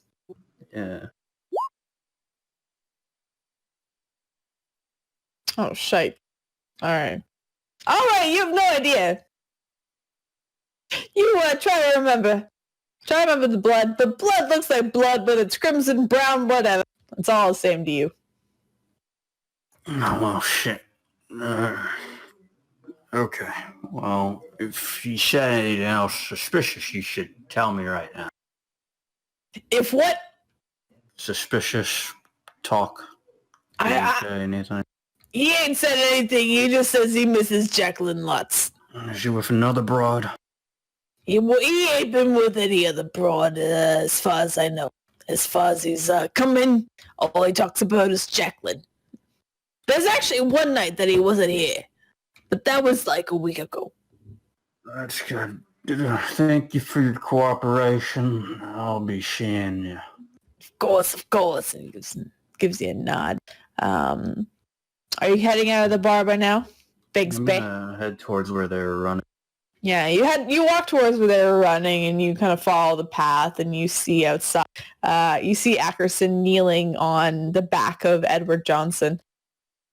And you see Dickie kicking his face again and again and again. I'll just watch the spectacle go down. And you see poor Edward crying out as he's getting kicked in the face by Dickie. He's like, ah! It hurts so much! Stop kicking me! I'm already down on the ground and starting to kick me again! Good work, boys. But lay You off. fucking Goombas! The fuck did you just call me? You fucking Goombas! I want to get Dick off of him. I want to grab this guy. Yeah. So- Ackerson kind of just acquiesces and let Bigsby take the guy. Yeah, so what do you do, Bixby? I want you to fucking say that one more time. He's bleeding from the face. Some of his teeth are missing at this. I said you're a fucking Goomba! I want to fucking headbutt this guy. Make me a fight check. You're gonna get like a +2 to this. I'm looking at what I got. I don't know. So you got law +2, 4? or alcoholism. No, well, too late. Alright, so you mean 4 late.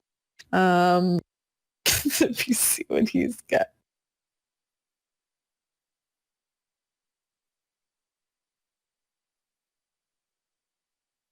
And you headbutt him so hard that he gets knocked out. Let's leave this piece of shit here. He didn't do it. What do you No. mean? No. He's been here since 1. He comes here at 1 every day. Oh, shit. Alright. Only thing he's guilty of is being a fucking idiot. Well, he has a warrant out for his arrest. We can still hook him. Yeah. Are we really gonna worry about that? That's a beat cop thing. Call Johnson to take care of it. Yeah, fair enough. Leave him here. I doubt anything's gonna happen to him. He's out cold. So, Ackerson, I'm sorry about your ass. Yeah, make sure to, fuck's sake. Don't worry about it. Oh, I'm sorry. Dick, you hurt his ass? Yeah. I kind of, just grazed me. he walked in front of my bullet. I walked... What do you mean I walked in front of your bullet? I was chasing him. You shot him? Well, if he would have walked in the way, he would grazed have been me. shot. I wouldn't call it You're a okay shot. with this? You're not in pain? Well, of course I'm in pain. I got shot in the ass. But, You're a real pain in the ass, am I right? he kind of puts his head in his hand. Let's just go. How about we check up her place, right? This boyfriend of hers, who knows, maybe he's around. You think he's in her apartment without keys? You think he has a copy? It's only been... How long since they broke up? Eddie and Jacqueline. Yeah. A few weeks now. It's only been a couple of weeks, Yeah. probably, unless they're doing something behind their back. You never know with these Hollywood types. Especially the starlets. Well, maybe the boyfriend got jealous. Yeah. Could be. He would wait 3 weeks after a breakup to get jealous. No, the current boyfriend, not this slub. Yeah. shit. Maybe she was thinking about changing pace, turning back. Maybe she never even changed pace. Maybe we should bring this guy and question him later, actually. Yeah, well, Man. like you said, have, the hell's that boy's name again? Have him come do it. Smith or Johnson? Yeah, have him come check. Sounds fine. Well, we should get going. We're burning time here. Yeah. By the way, did anyone get a feel for her blood? How long do you think she was dead? I barely even looked at her. Ackerson did check her over pretty well. Make me some sort of medicine or the equivalent. I don't have that. I got investigate. No. Oh no. I have. Yeah, I'll roll mundane. Okay. Oh no. There's Oh, wait. nothing you know. Oh no, that doesn't quite apply. I was gonna say I have attention to detail, but it's for empathy and deceive attempts. Wah wah.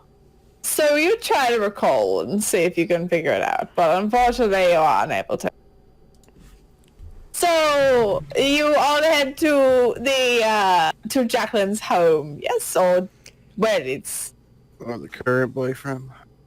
You don't know where the current boyfriend lives. To her house then. Yay. All right. And hope he's intruding. Because then we can kick him in the face. You head to her home. You head to Jacqueline's home, and you do a rap on the door. Or do you just break in? We You just seem used to the be key. closed. Oh yeah, Oh, yeah, yes, we you do do have the keys. key. Yeah. So as you use the key and you unlock it, you head inside. There doesn't seem to be anyone else, at least outside. There does seem to be a car that's parked out. Ooh. Yeah, I think I'll have a look at that car. See the license plate at least. Yeah, you look at the license plate and it's like a generic license plate name. The And movie one? It's not like anyone famous. So its name is like just like Greg or XYZ something. 425. That's the license plate. I think you would have write it down. Good idea. XYZ 425. Write it Yeah, down. Ackerson will go Yeah. ahead and hop in there and check it out, see if there's anything incriminating. you check out the car itself. It is locked and it does have a hood on it. Burglary. Do you break in? Yay. Do it. Oh my goodness! So you break into the car. Doesn't make any noise too. XYZ 249, I think. Maybe. Was it? Well, I don't know. 249. It is now. It changed. So you break into the car. And you look inside. And you see it's messy. There seems to be wrappers everywhere. Tupac's there too. But you look inside. And it's very messy. Lots of dirt on the floor. Lots of napkins and whatnot. Looks like this person's eaten a lot of junk food. Anything in the compartment? You look in the government department. I will say, I'd like you all to make me investigation checks while you're outside. Oh. Wow. Disappoint. Fudge. Oh my god. Much disappoint. Oh my. You're We're so detectives. What is shit. this? We can only beat the fuck out of people. That's like all we're good for. That's what detectives were good for back in the Yeah, day. true. Investigation roll, right? Yeah. Finding information. let's, We didn't need it to be the right information. Oh. So, Big Spade, yeah, see, when you're looking at this car itself, it's a fairly nice car. Very well painted. It is, it seems to be some sort of cream color with white accents and whatnot. And when you look at it, yeah, it is, like you said, very nice. You see on the inside when Atkinson breaks in, you see a tumble of garbage that falls out at his feet and as he climbs in. You think that maybe this car is a bit too nice to be dirty as such. Any receipts? You look down and you see receipts for many, many fast food places, it looks. Like Queen Burger. I don't know what else is the funny, but I can just...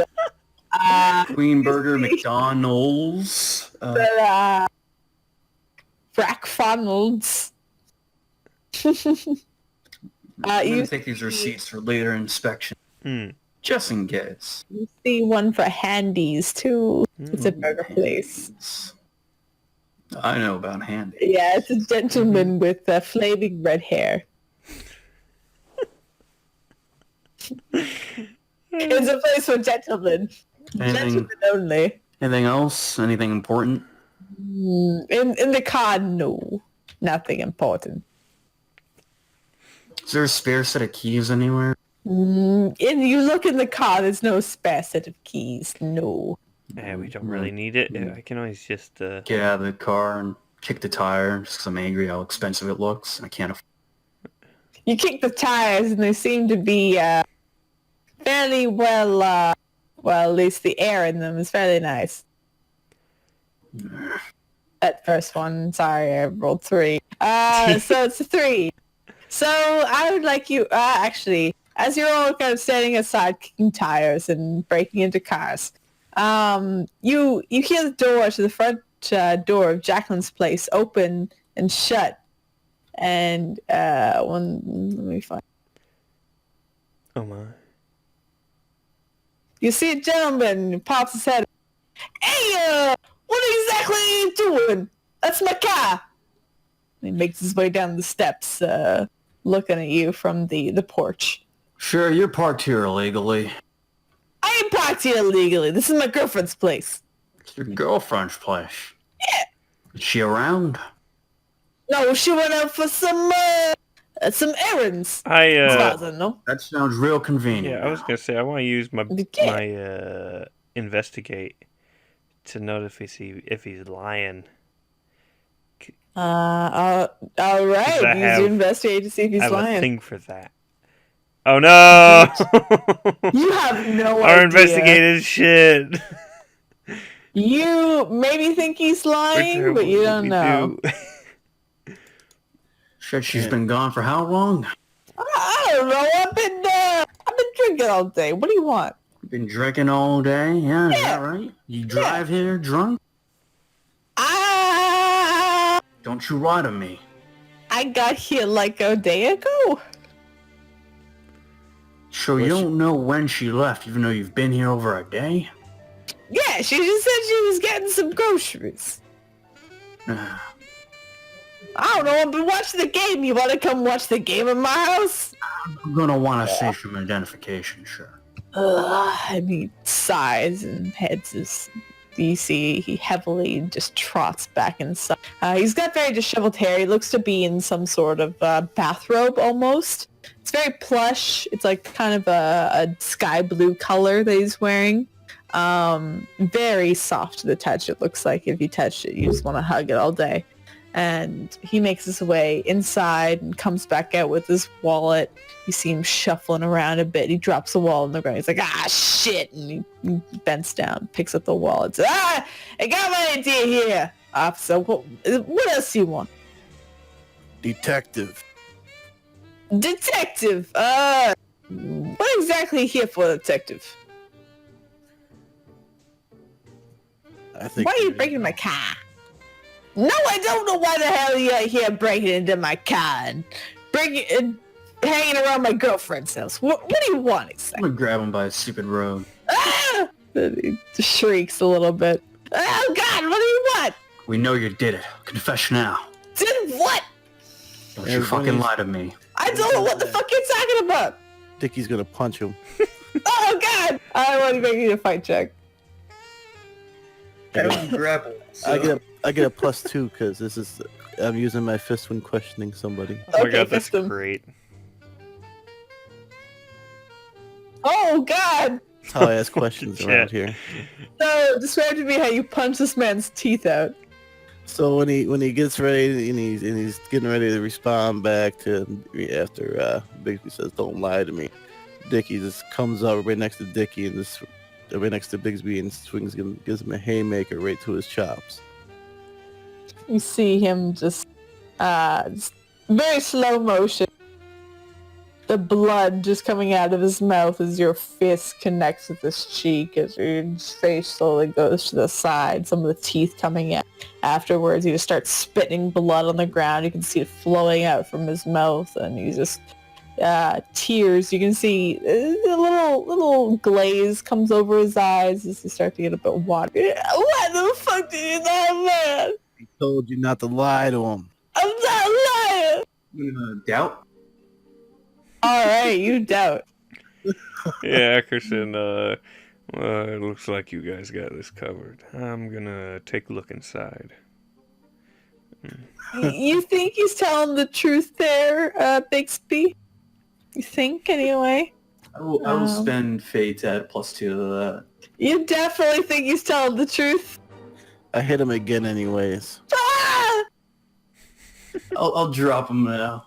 He drops to the ground, and you can see he's all disheveled now. He tries to hold his robe together. He's like, I don't know, why you beat me up? What's going on? All right, calm down. I believe you. Okay. What do you want? Stop crying. We need you to stop being drunk and disorderly right now. Okay. What do you want? If you walk around drunk, you're gonna hurt yourself falling down all those stairs, yeah? What do you want, officer? I'm gonna pull out my gun real quick. Ah! Okay. Are you Stop crying. You're annoying me. okay? You can see him just wipe his eyes and his mouth is bleeding profusely as he's looking up to you. Oh, fucking hold yourself. God damn. Driving around in that car, you're such a... Ugh. I got that button for me. What? Yeah. Speak clearly. A girlfriend, but for me. Oh, your girlfriend, boy. Okay. I'm gonna pick him up.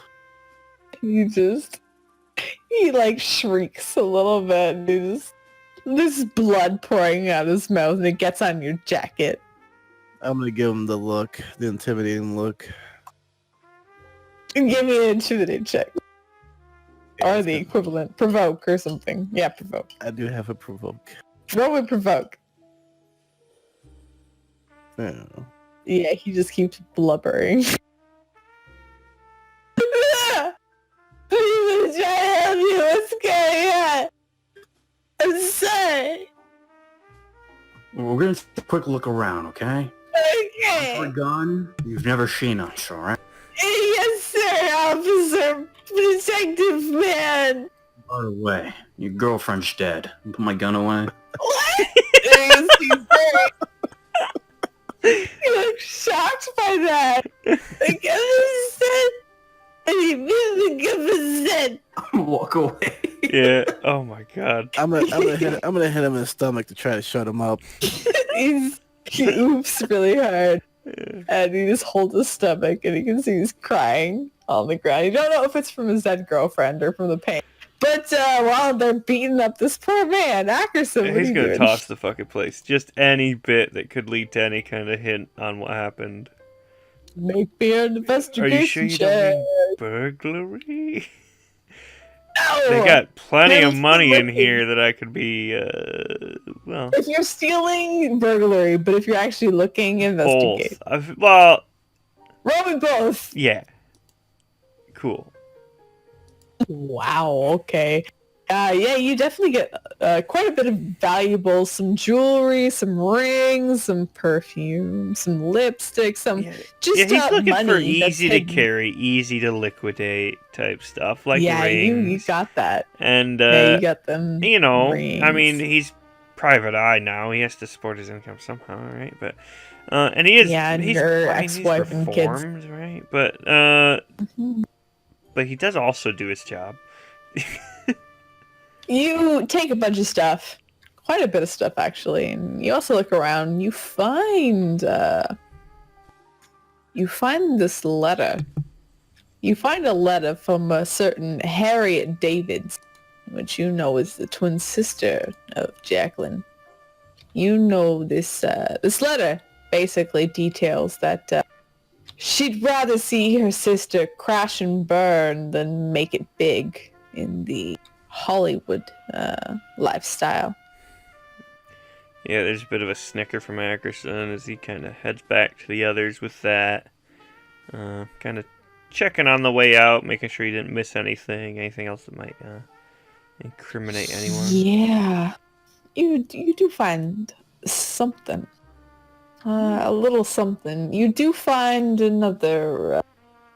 Seems to be some sort of note, a handwritten note. That basically just says, hope to see you soon.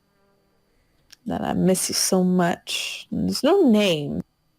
There is the initial P that's there, and you see a lipstick mark that seems to be imprinted upon the page. Seems you don't know who it's addressed to. What was the sister's name? The sister's name is Harriet. And what was the reporter's name? Paige Fowler. And there's lipstick on this, right?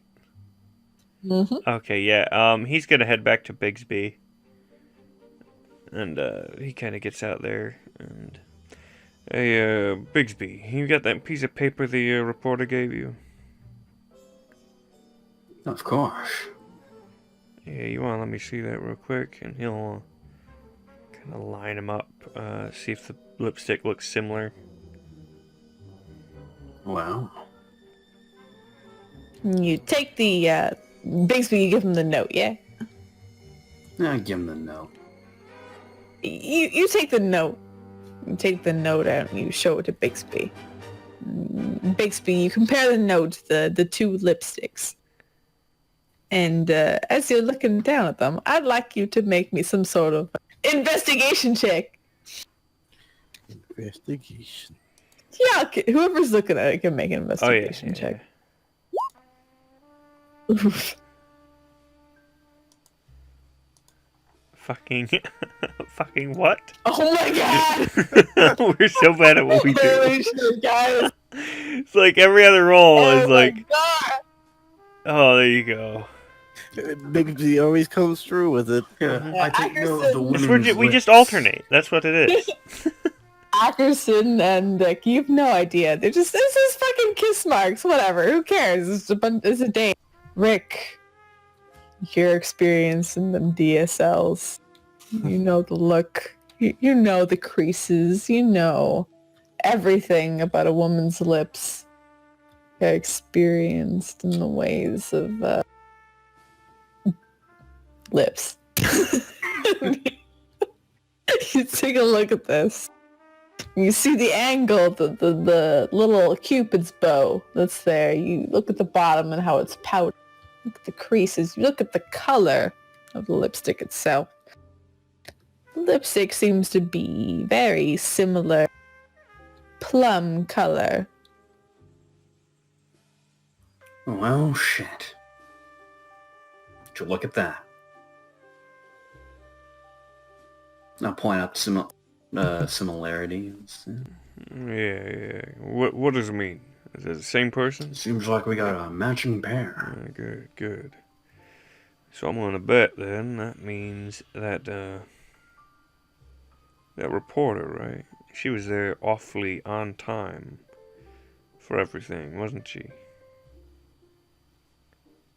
I hear the news was slow recently. Yeah. Maybe she wanted to make her own. Yeah, and then given that note, she was planning on meeting with her. Or someone. And if you look at this, the sister wasn't too keen on her. Well, there's only one thing to do.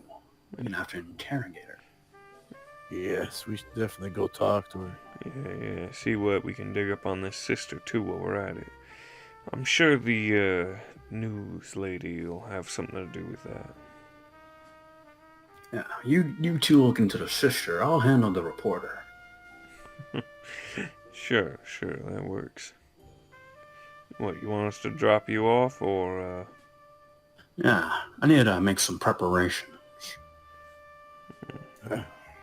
Well, get in. We'll drop you off.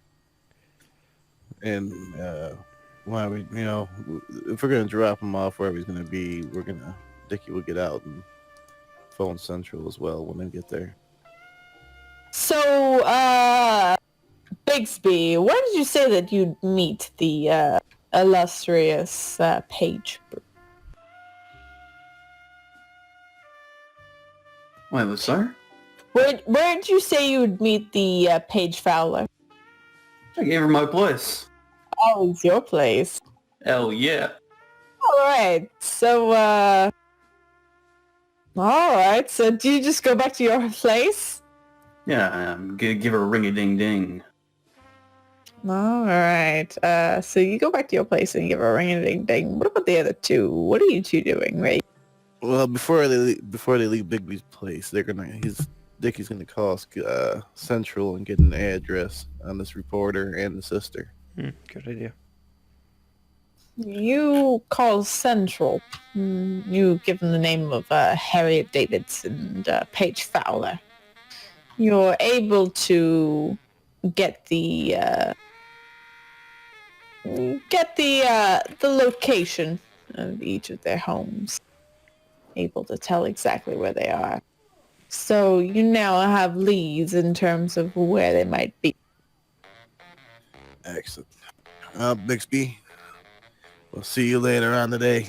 Best of luck. Don't let that dame get to you. Oh, don't worry. I'm a veteran. Crack my knuckles. Let's go, Axon. Yeah, let's get on with this. I feel like we're getting pretty close. I guess they'll leave, get in the car, and head. I guess we'll be going towards the address for the sister. Oh, I'm gonna take 5. Oh, we take 5. We're back! Yay! Oh, we're back. We'll start with Bigsby. Bigsby, Big you're old heading thing. back to your home. Heading back to your home there and Yeah, heading second inside. Yes. You're heading back inside and you're ring-a-ding-dinging upping a certain Paige Fowler. You call the number that's left on the kiss mark phone number. Eventually, she picks. Hello, Paige Fowler here. How may I help you? Valor, it's Bigsby. Oh, Bixby. Hello, Bixby. She wouldn't believe what we found out. Really? What exactly did you find out there? No, quite frankly, it's quite the scoop, but if you want to know more, you're gonna have to come talk in person. Don't know who's listening in on these lines.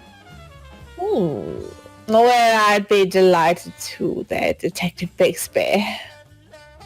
I will meet you within the hour, yes? I'll be waiting. Fantastic. She hangs up the phone. And as you're waiting for a certain lovely lady to be coming to your home, Ackerson and Dixon, where are you going right now? I forget. The sister's place, yeah. Ah, yes. Oh, you do. Oh shit. Well, you set the mood terribly. Terribly? That's not negative. That's true, but it's terrible. It's mediocre. You head to a certain Harriet's home. You bang on the door.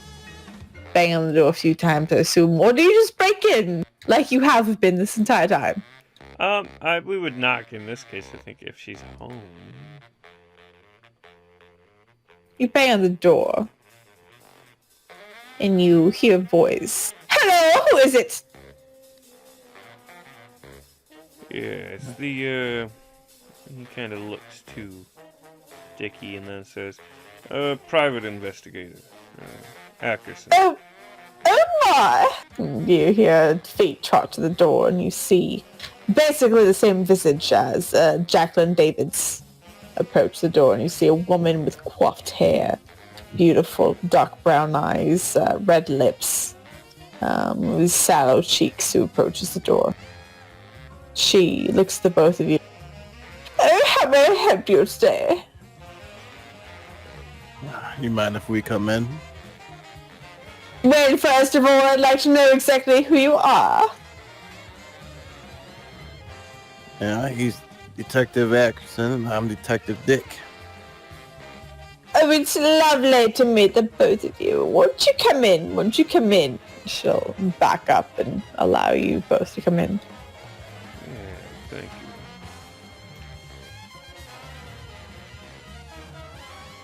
you. And she leads you to the living room area, allowing you to sit.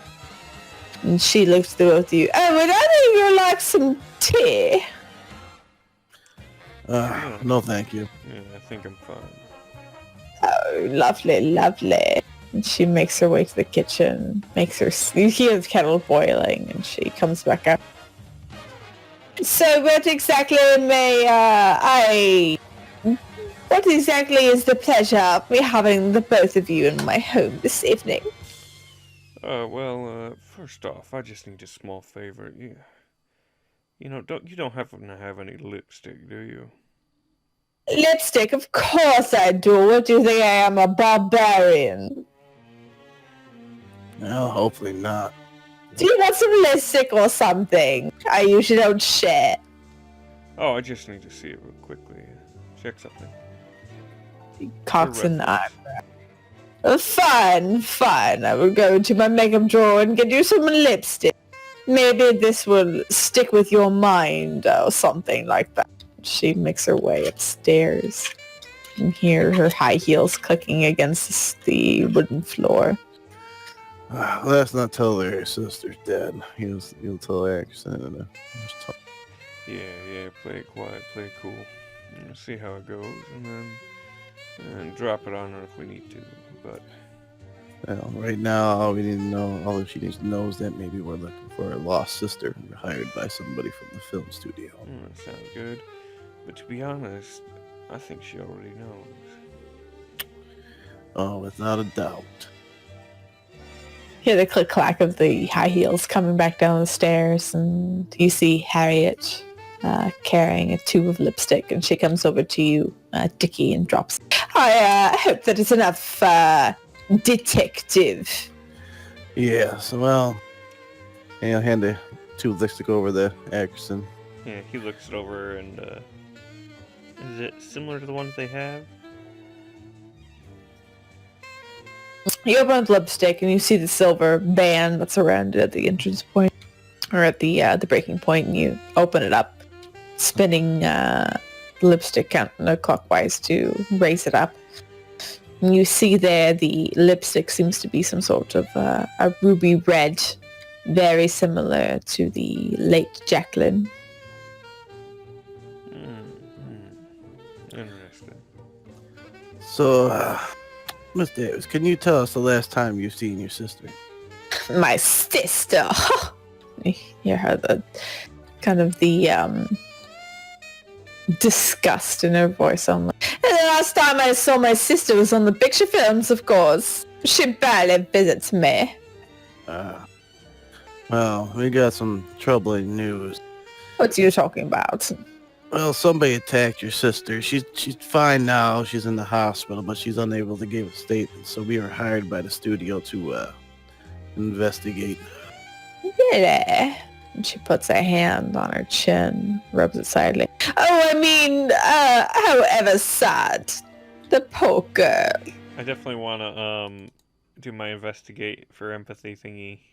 Of course, you may do this. I do it. No. You have no idea. Why? She's not emoting very well. So many minuses. Holy shit. I'm gonna use it. I'm gonna start talking. I'm gonna use my rep for her as I ask her questions. Rapport? Yeah. What are you trying to push her? Like, what's the emotion that you're trying to push her into? Well, I just want to see if she corrects. Like right now she's acting a little bit concerned. There, her first response was a little nonchalant, and the second response was a little bit more concerned. You know, like trying to put it. Mm-hmm. So my what I want to do is see if she can maintain the facade. All right, roll me.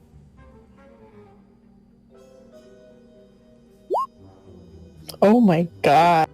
So, tell me, how are you speaking to her right now?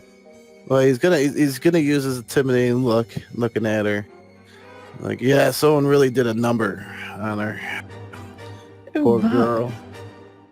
She is quite the thing. It's not really something I should describe. She was in bad shape, and but like I said, rest assured she'll be able to come around and let us know what happened. But it looked like some type of car accident of some sort. You see Harriet, she sits down in the chair fairly heavily, and she has her hands on her lap, and you see there's a look of concern crossing her face as you describe the fact that she's been in an accident. She looks down at the ground.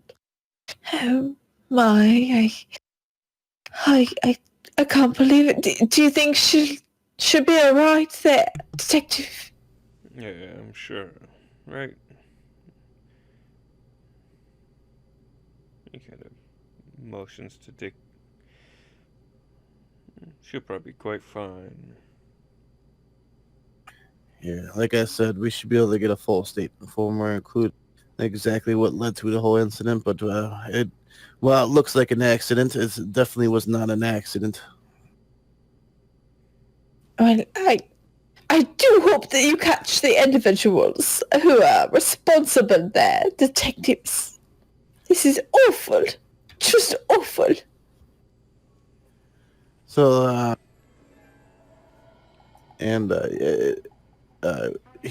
Dickie seeing that letter, right? Or is that something that? Sorry? Yeah, Ackerson would have shown him everything. Yeah. Well, look over at Ackerson. Well, what's this? Perhaps you could help us out here. We found this letter. And he'll look at Ackerson. Ackerson will hand one over. Hmm. Do you recognize this? I'm gonna hand it to her.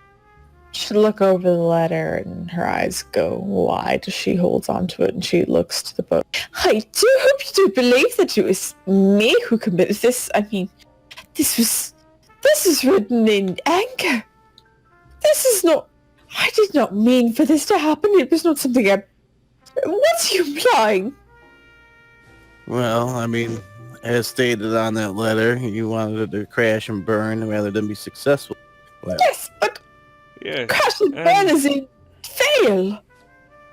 Uh, It's an expression. but if you didn't mean for that to happen, what did you mean to happen? I just mean that I just wanted her to fail at her endeavors in acting. I did not want her to get into some sort of accident and be injured. You can see she raises her hands to her face and starts sobbing.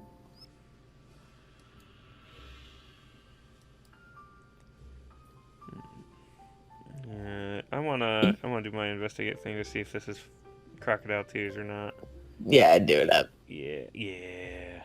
that's better. Are you gonna try and tell Dick too? Dick, yeah, you know what I mean. Are you gonna try and see if she's lying, Dick? Yeah, would that be a small investigate, right? No empathy. Don't have an empathy, so Then roll the mediocre, you piece of shit. I shall do stuff. Alright. I wouldn't notice, but I'll do it. No. Oh my. There's Empathy. I'm so glad I took attention to detail. It's like actually really Do empathy! Yeah, you have no idea. But of course, Ackerson, you can tell these tears are real. Ackerson seems almost surprised looking as he kind of scritches his chin a bit and looks to Dick. And kind of gives him a bit of a nod of his, yeah, seems legit, you know. Do you mind if we have a look around, Miss David? Of course, of course. I just hope my sister would be okay. Well, we'll call Central before we leave and see if we can get some more information. But Thank in the meantime, you. we do appreciate you letting us have a look around at least. Of course, of course. And she's just sobbing there. And as the two of you take a look around her apartment, the camera pans back to Bigsby. As Bigsby waiting at your home and you suddenly hear a ding-dong on your door. I've already changed out to a nice comfortable robe. I head over to the door and I open it. You change into a nice comfortable robe, and as you do, you see Paige just standing in front of there, and she looks a bit off-put by a robe, and she looks you up and down. Oh my, I didn't expect this. What do you mean? It's been a long day. I just came here to relax and talk about work. Of course, but I thought we were on the clock there, Ricky. Oh, we are. But the case is already cracked. Oh my, you have details on the case. I do. Why don't you come in? She looks around and heads inside, closing the door behind her. Why don't you show me to your living room there, Bigsby? Of course. Would you like some wine? I'd love some wine. I'll pour her a glass of wine. Pour a glass of wine, and the two of you head into the living room. You pass the glass of wine, probably on snip whiskey in your hands. She looks to you. So, please tell me, Detective, what exactly you found. I'm very intrigued. I think my readers will also be very appreciative. Of course, we're doing this for the reader. Of course. And of course, poor Jacqueline. Yes. Every murder needs to be solved, right? Exactly. So what exactly is going on? What a shame. I'll start describing some of the things we've been doing this night. Some of the houses we hit up. She's nodding the entire time, and then she mentions as you start talking about Ronaldo's place. So, and at Ronaldo's place, he does seem to be the prime suspect, yes? Why do you think that? Well, he's the abusive boyfriend. I mean, considering the history the two of them had, don't you read the tabloids? I didn't realize you wrote for tabloids. I write for a great many things. A woman has to make her living somehow, you know. Sure, right. Exactly. You know that Rolando was an abuse of sorts, yes. Did you read that in one of your tabloids? I wrote it in one of my tabloids, yes. He was abusive, you say? Yes, he was. He wanted Jacqueline to quit doing what she was doing. All that acting and such. Wanted. He was jealous. Jealous sort he's always been. That's interesting. Yes, But it is. no. It'd be too easy to put it on. Is it? Yeah. Isn't it easy to put it together that way? He'd be a number one suspect, wouldn't you think? A scorned lover? He's not scorned, he's a current lover. Just jealous of all the eyes upon her. And all the Man's men who got fawn. a solid alibi. A solid alibi, what? What exactly is alibi then? You've got many people who've seen him day in and day out on a schedule.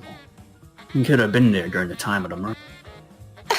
She scoffed. Rolando, she's a freeloader. Doesn't do anything but sit at home and drink. Who would see him exactly? Did I mix up their names? Edward was the one who has a lot of people who Whoops. Rolando ignored. But everything still But stands. hey, I mean, it's throwing her through a loop, so keep going. Yeah, go ahead. Oh shit, while we were digging through his place, we actually found something quite interesting.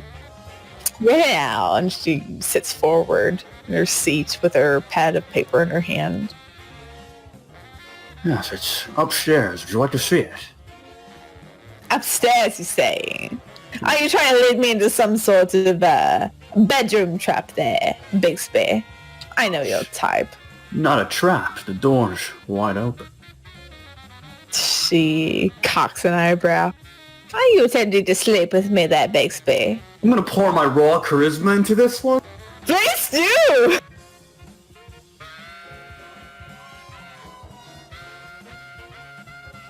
Oh my god. Okay, let me see her.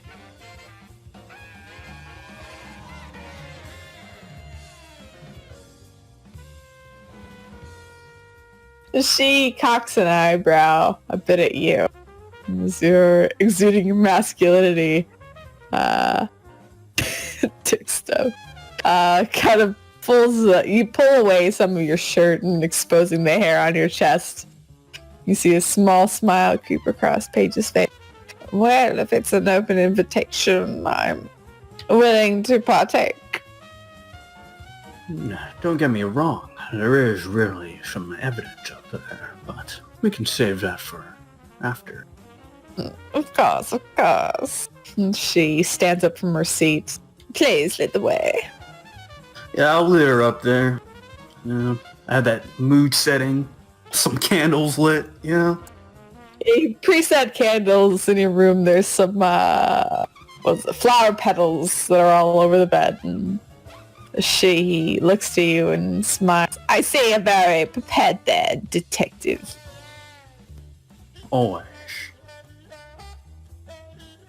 It seems like you need to find a way to... Well, you've already found a way to get me out of these clothes. Alright, we'll start doing that if it's going well. I'm gonna try to introduce handcuffs into them. You know, spice things up. This is all set up. Alright, roll me out of the rock charisma mood for this. Come on. She's a suspect, I need her. Too. Oh my god. Hey! Damn, okay, Oh, so God. she's a bit hesitant at first, but then she accepts the handcuffs, so you're able to handcuff her at the time.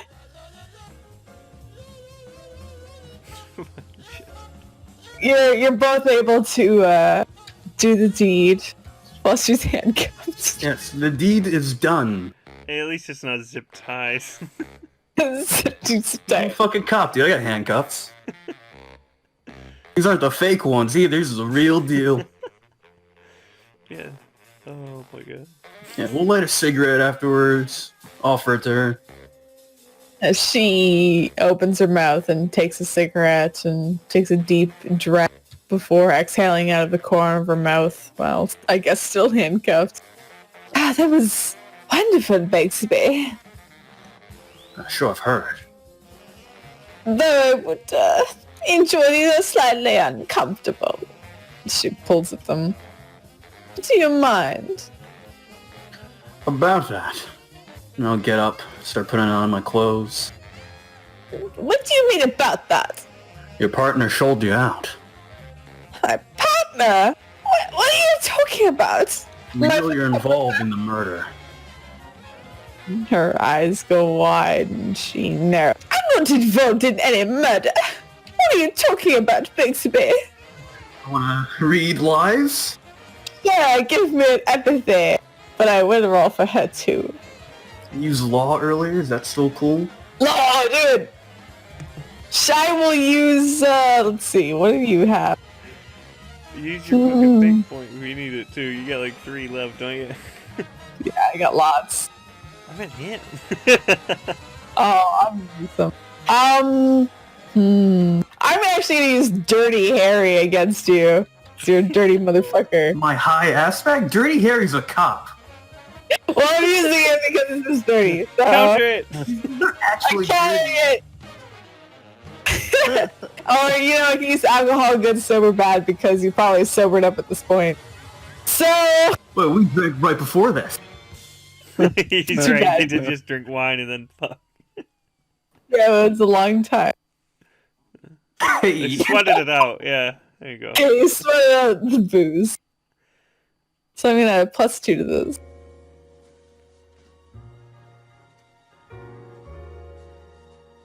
Quick, add your. yeah, I will use something my there, shit. yeah. Yeah. So you're attempting to just analyze her, and she just looks so shocked on her face. But unfortunately, you could read through it. Well, fortunately, you can just read through this and tell that she's a lying bastard. She totally knows what's going on. The gig's up, Toots. What do you mean the gig's up? There was no gig in the first place. Look, don't lie to me. I see right through you. I see right through you. Yes, well, I'm naked right now, so of course. You've bared it all to me. Well, yes, I'm naked. The truth is, I can't understand you. You're laughing. you can't hide anything. No, I'm naked. What I really want to know is why. Why? Because you invited me here. Not why you're naked, why you killed her. And she pauses for a second. I didn't kid her. I don't know what you're talking about. You're involved in it. I don't see any proof, Bixby. Hey, look at me. You think I really care? What are you planning on doing with that proof? No judge is gonna take this. What do you mean? Do you think they'd convict me? A reporter? You have no proof that I've even done something like this. My partners are digging through your apartment right now. They can dig through my apartment, yes. But All of your because correspondence, I would correspond, so it's nothing. the letters, the None. lipstick. She pauses for a moment. Many people have my lipstick. Not many people have your lips, which I'm very familiar with. Oh yes, because that type of forensic analysis is definitely prevalent in this day and age. I would like to say, yes, it is. Yeah. It is definitely a thing. We had fingerprintings in the 1800s. Yeah, but do you have a lip? Lip forensics? Measurements, everything was all. Lip forensics? Yeah. Yeah, why not? It's like a fingerprint. Your lips have little wrinkles on them. Her comment still stands. It's up to the prosecutor. We have the Yes. technology. I don't believe you. It doesn't matter what you believe. It's what the court does. But you can try me. But try as you may. I will try again to get through this. All I'm saying is you should let me help you. You know? You give yourself up, we can make this easy. Yes, and then I'll go to jail if I was to commit the crime, yes. But I didn't. Why are you playing these games? You and I both know you have. And if you're so confident it won't hold up in court, why not just talk with I am confident that I have not committed this crime, as there is no proof but apparently lips. I bet I'll walk by the end of this. Is that so? It's a That shame. You and I both know you committed it. No. But you think you're gonna get... I never said I committed it, no. I said you I think told I you to cut the committed it. shit. Language.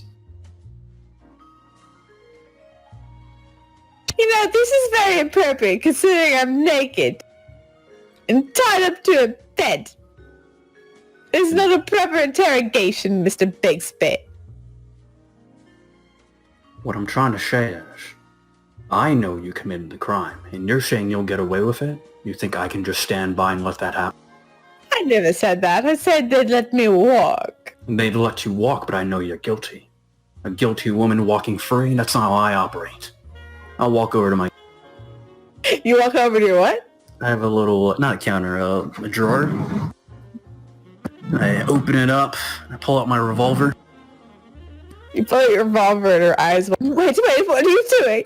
Well, you won't admit it, you won't turn yourself in, you won't let me help you. I'm not gonna let a criminal get away now, am I? I'd like you to make me a provoke check. I am the law, I'm sorry. Yeah, her eyes widen. You can see there's just fear on her face. Look, I'm sorry. I don't want to die. Look, darling, you just talk for me and no one has to die. But I'm not gonna let you get away with this. Fine, I'll talk, just please don't kill me. So? Start talking. I did it and I tried to frame Ronaldo. After Jacqueline got famous, he decided to go for her. As he was my boyfriend before. I wanted to frame him and kill that whore Jacqueline. She'd all this success and such. He took my man from me and I wanted her to die. Him to take the fall. Is that it? Is that what you want? How'd you do it? How did I do it? I ran her off the road. I knew she was addicted to cocaine because of Ronaldo. Encouraged her to keep going and such.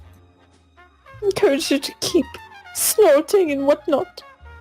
She was driving up by the Hollywood sign. I knew she would take that way. She's so predictable. I ran her off the road.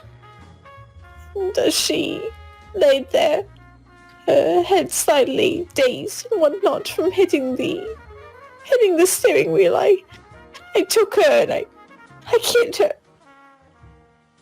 I made sure to impale her upon that spike and I smashed in that window in the front of her car to make it look like she flew out. It was that easy, huh? It wasn't easy, no. It was the hardest thing of my life. But I did it.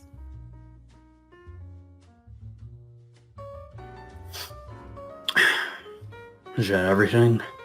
Yes. Everything.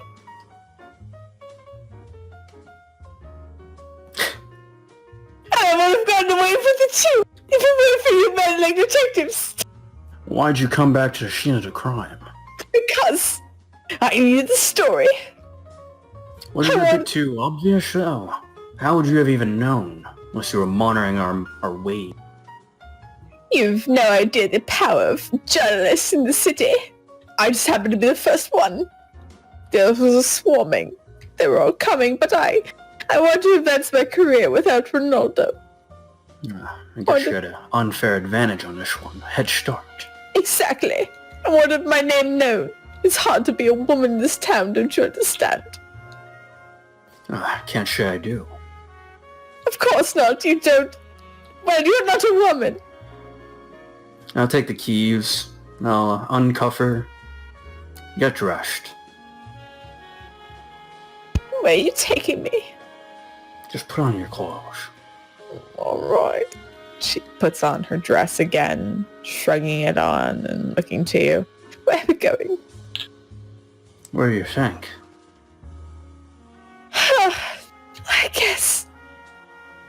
I guess I'll come with you. Oh, the humanity. We'll escort her out. You escort her out, and what were the other two of you doing? I think we looked over the sister's place. Yeah, there was nothing incriminating at the sister's place. Yeah. Before they would leave the sister's place, though, Dick would make a phony phone call to Central and break the bad news to the sister about the death. And you break the news, and Harriet's just sobbing in her chair that her sister's dead. But overall, though you went to Harriet's place to interrogate her, Bigsby ended up being the one who found the true killer in the very end. And that's the end of this episode of A Night in Hollywood. Yay. And bye! Huzzah. We did it.